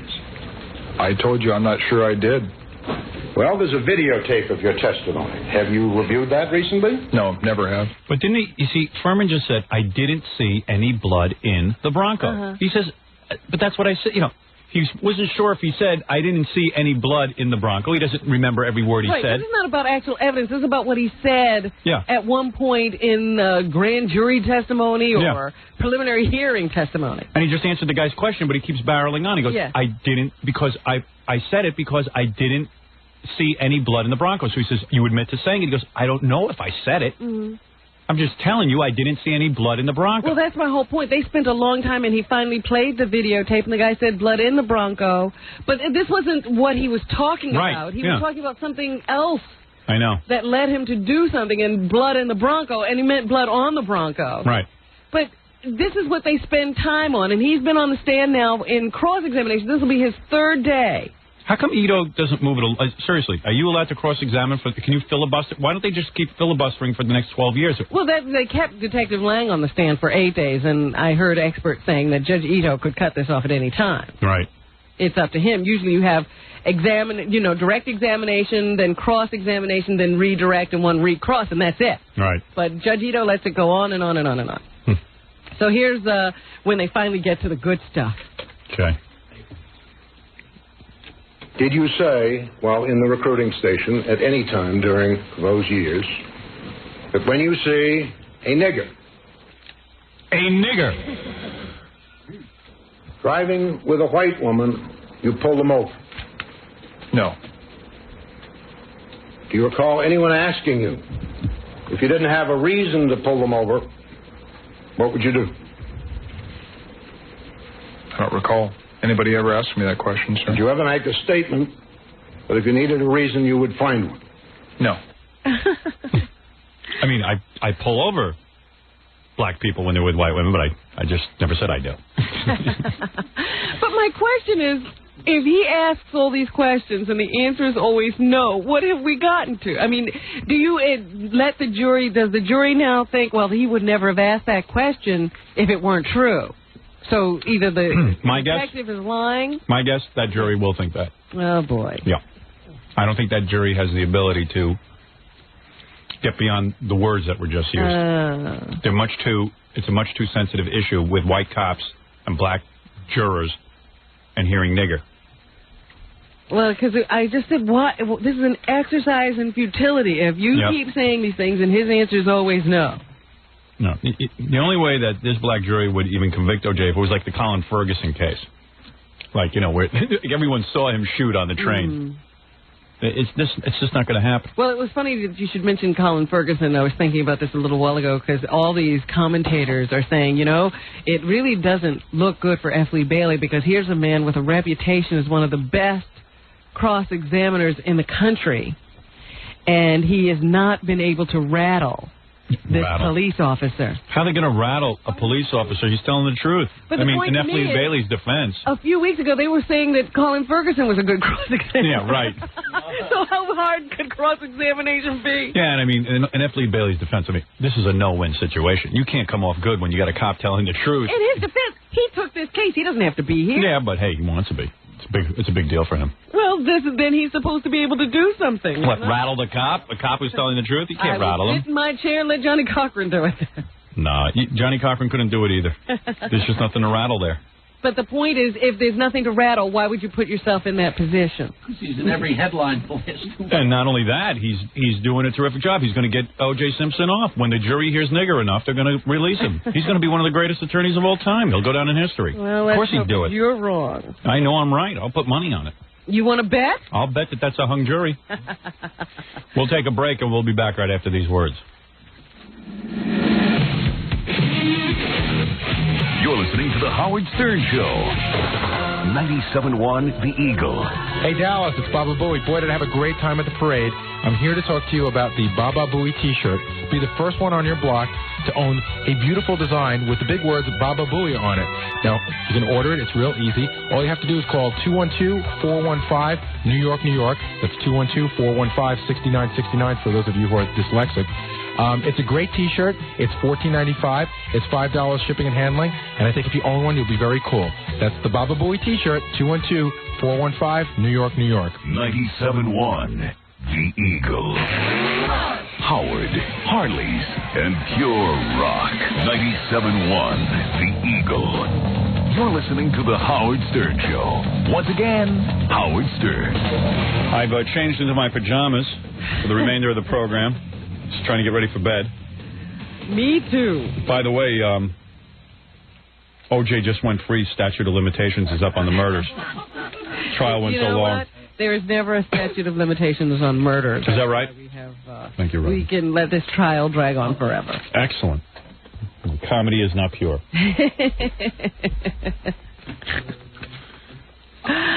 Somebody just faxed this to me. This looks like it came from a newspaper, a column called Inside Los Angeles.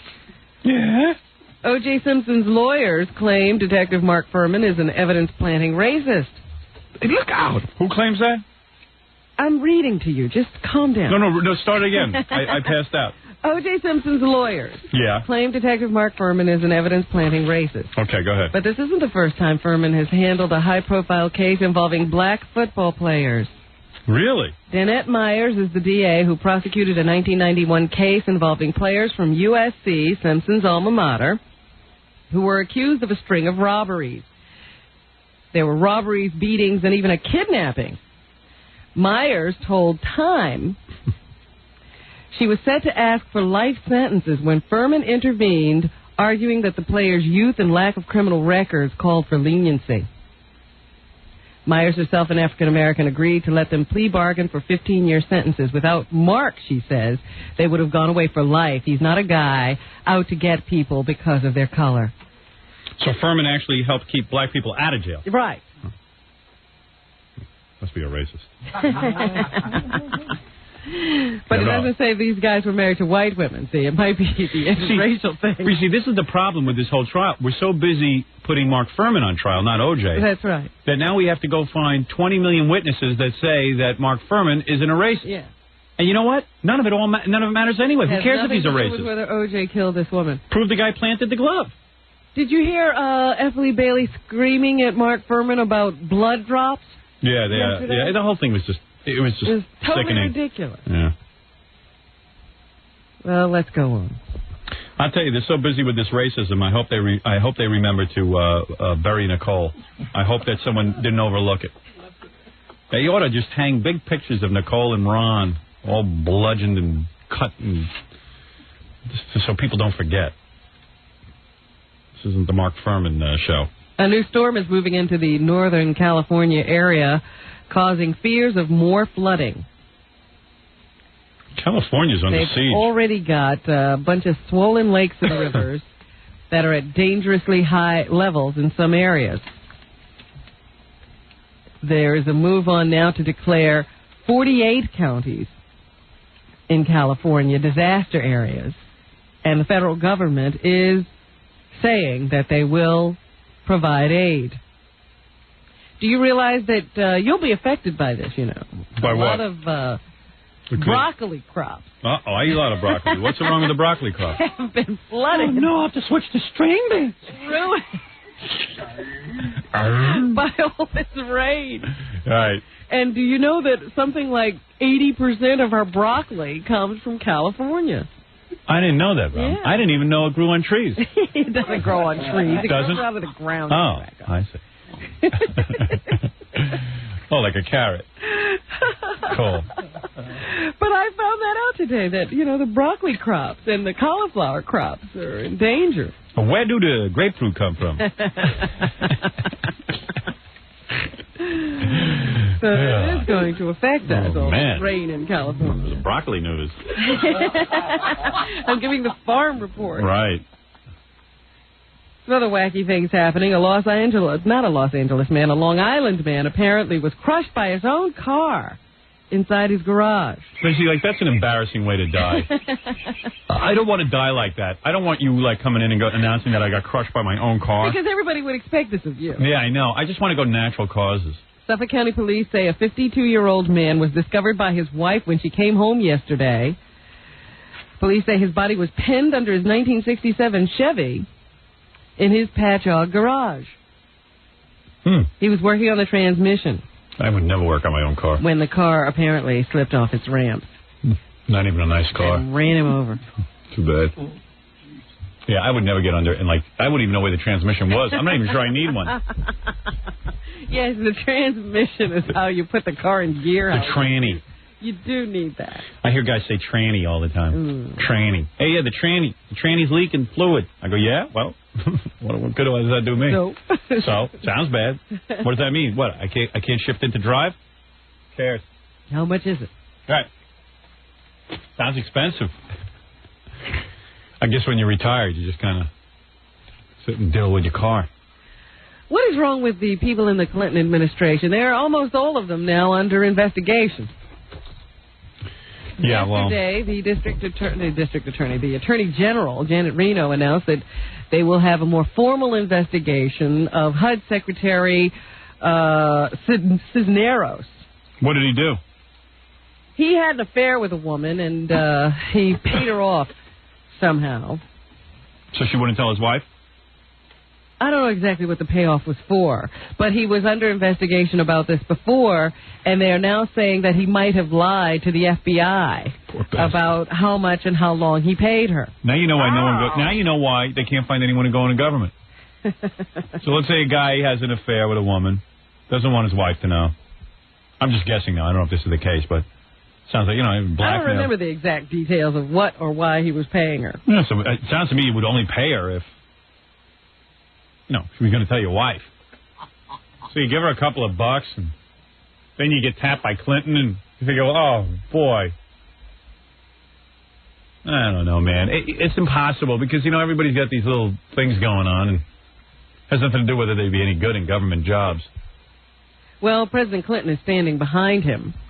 Yeah, don't stand in front of him. Well, he has no choice, really. He can't be upset with a guy who has mistress problems. Yeah. I mean, what's the big deal? He can certainly understand those. What's the problem? What's it to you? Clinton says he regrets any mistakes Henry Cisneros has made, but says that doesn't outweigh the great work he's done at the Department of Housing and Urban Development. Great. Cisneros has said that he will stay on and fight and continue to work at HUD. And his relatives are saying a full disclosure of the incidents involving these payments would be to his best interest because they don't believe he did anything wrong. Right. But a couple of different guys in the Clinton administration are already being investigated. Ron Brown, and then that other guy who was in the Interior, Espy. Yeah. Well, these guys ought to really take a look at their own background and do the president a favor. And this is like what happened to Mondale when that Ferraro said, "Oh, I'll run with you. You got anything in your background?" No. You didn't say my husband. Well, just the other day, Clinton was faced with another one of these situations when the guy he pegged to be the new director of the CIA had to withdraw his name from nomination because he had done something wrong when he got some guy who worked for him into the country in a weird way. Yeah. The guy was an immigrant, and he wanted to bring him here from the Philippines or something, and whatever he did, it wasn't exactly the right way you do that. Yeah, never help immigrants. So that guy had to withdraw his name from nomination. Right. It just seems you can't appoint people anymore. No. I don't know how we're supposed to get people to work in government. Who'd want to? Meanwhile, we're in trouble with the British because President Clinton has agreed to meet with the head of Sinn Féin. What's that? Which is that Irish organization. Sounds cool. Sinn Féin. It's a good name for a band. Sinn Féin. Yeah, it's the military arm of the Irish Republican Army or something. And the British Prime Minister is very upset and now won't take President Clinton's phone calls. The president has had to resort to faxing him information because he's so upset. They do believe that the two men will talk over the next day or so. I don't even know why they're fighting over there. Is that still going on? Oh yeah, they've been talking about settling that whole thing. They are in some kind of negotiation. The Irish and the Catholics are supposedly talking to each other, and somehow the British government is supposed to be lightening up, but the British government is still not real enthusiastic about it being involved totally with the Irish Republican Army. They've done so many terrorist acts. I think I'm getting sick again. I think I'm already sick. Yeah, man, I don't want to be sick again. I feel like I got a fever. Oh, no. It's because my wife is now sick. She breathes all over me. I told her to stay away from me. Is she sleeping with you? No, but she lays in the bed all day, and then when I come up, she starts sneezing all over me. Oh. Remember the man who claimed that he didn't remember walking into a house where he had grown up and killing the people who now lived in the house? I don't know. Yeah. Well, he finally got his sentence yesterday, and they gave him the maximum of up to 50 years in jail. Good. This guy, Paul Cox, was convicted of 2 counts of manslaughter. Cox. He broke down sobbing in the courtroom when he heard the sentence pronounced.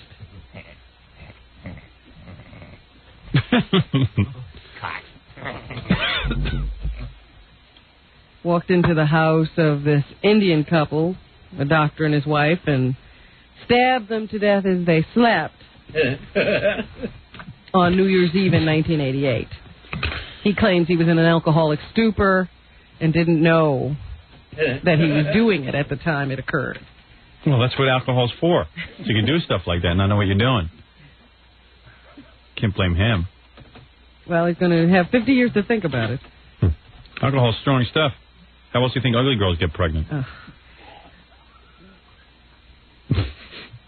Also, this guy, Kevin McIver, who's 38, is a homeless guy who fatally stabbed a former Rockette to death 4 years ago.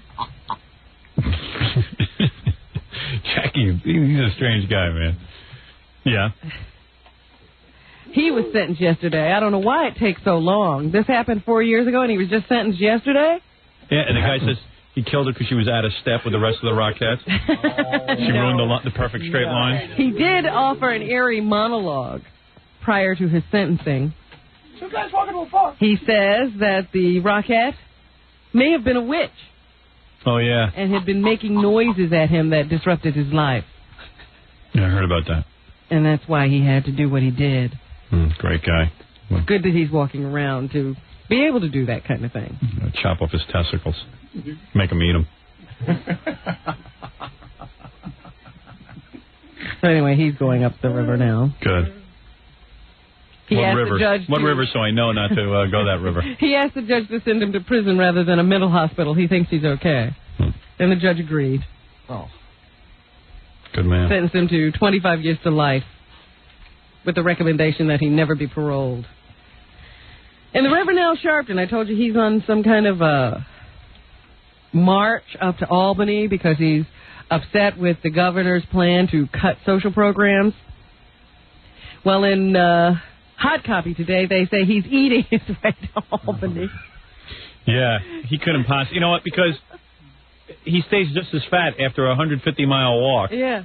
You should lose some weight. The News spent 3 days with Sharpton, and they said he never walked for more than 2 hours without visiting a Burger King or a White Castle. Really? Yeah. Every 2 hours he stops at Burger King? Right. They say when the group marched into White Plains last week, Sharpton stopped in a Burger King for a Whopper and a large fries, even though chicken wings and sandwiches awaited the group a mile down the road at the Greenberg Community Center. When you got to eat, you got to eat. I'm not going to eat that crap at the community center. Well, he'll eat again at the community center, probably, but he needs something right now to tide him over. To the community center. Yeah. Eat my way up and fop my way home. They say 2 days later, on an 8-mile trip between Nyack and Spring Valley, Sharpton led his troops into a Burger King 2 miles out of Nyack and a White Castle just a mile from Spring Valley. Yeah, what is that whole walk, man? Like the media was all over that for a day, and now no one's even following him. He's just nobody walking. covers these ones anymore. Yeah. He would have buried some fries in his hair so that, like, when he gets hungry, he can just pull them out. He's got a big bouffant. That James Brown bouffant. Reverend Al Sharpton checking in with you. A man is being held by authorities in New Orleans on investigation of threats made against Woody Allen and his former companion, Mia Farrow. The man says that he is Farrow's adopted daughter, Dylan's real father, and is going to reclaim her by Valentine's Day. All right. But Farrow produced papers that proved he was not the real father, so now they're holding this guy. Apparently he's still making threats. They have him down in New Orleans. Also in the news, they say that this guy who killed another guy after they both appeared on the Jenny Jones show, they may have indeed had some kind of relationship. On really? The tabloid shows yesterday, a relative of the slain man said that they did indeed have something going on. Yeah, that's what I was kind of thinking. You know? Yeah, Jonathan Schmidt was arrested last week and charged with the shooting of Scott Amador, 32, who is now dead. Guy might have tried out a little gay sex with this guy, and then all of a sudden he sees him on the Jenny Jones show. Announcing to the world. I wasn't ready to go public. Yeah, I mean, you know. That something's going on. This guy might have been in the closet. Look at all your dirt. There shows me when they give the surprise, man. That's really... I always am amazed by that, man. When people come out and all of a sudden they unload all their personal problems on them. And some of them don't even know they're going to be getting that. Well, they're also now saying that this Schmitz guy had some personal problems. Schmitz. So it doesn't sound like, you know, he was having one of those carefree lives where he could take a little stress. Yeah, if I'm going to be trying gay sex at any time in the future, I'd appreciate it if the guy I'm with wouldn't go on Jenny Jones and surprise me with it. I just want to make that announcement. You don't want that kind of surprise. Yeah, hurts twice is right. You're going to do it to me. Don't do it to me a second time on TV. Make it all behind closed doors. Yeah. I kind of like it if you kept your mouth shut about it, all right? It's not something I want my kids to know about. One of the guys who was on the show with Smith said after the announcement was made, you know, and this other guy came out and talked about his fantasy of tying up to a hammock or something. Yeah. He just sat there with his head down. He just, you know, he was devastated by this information. Yeah, because he's afraid the dude's going to say, hey, look, man, I've had gay sex with him already. And all the black people in the audience go, woo!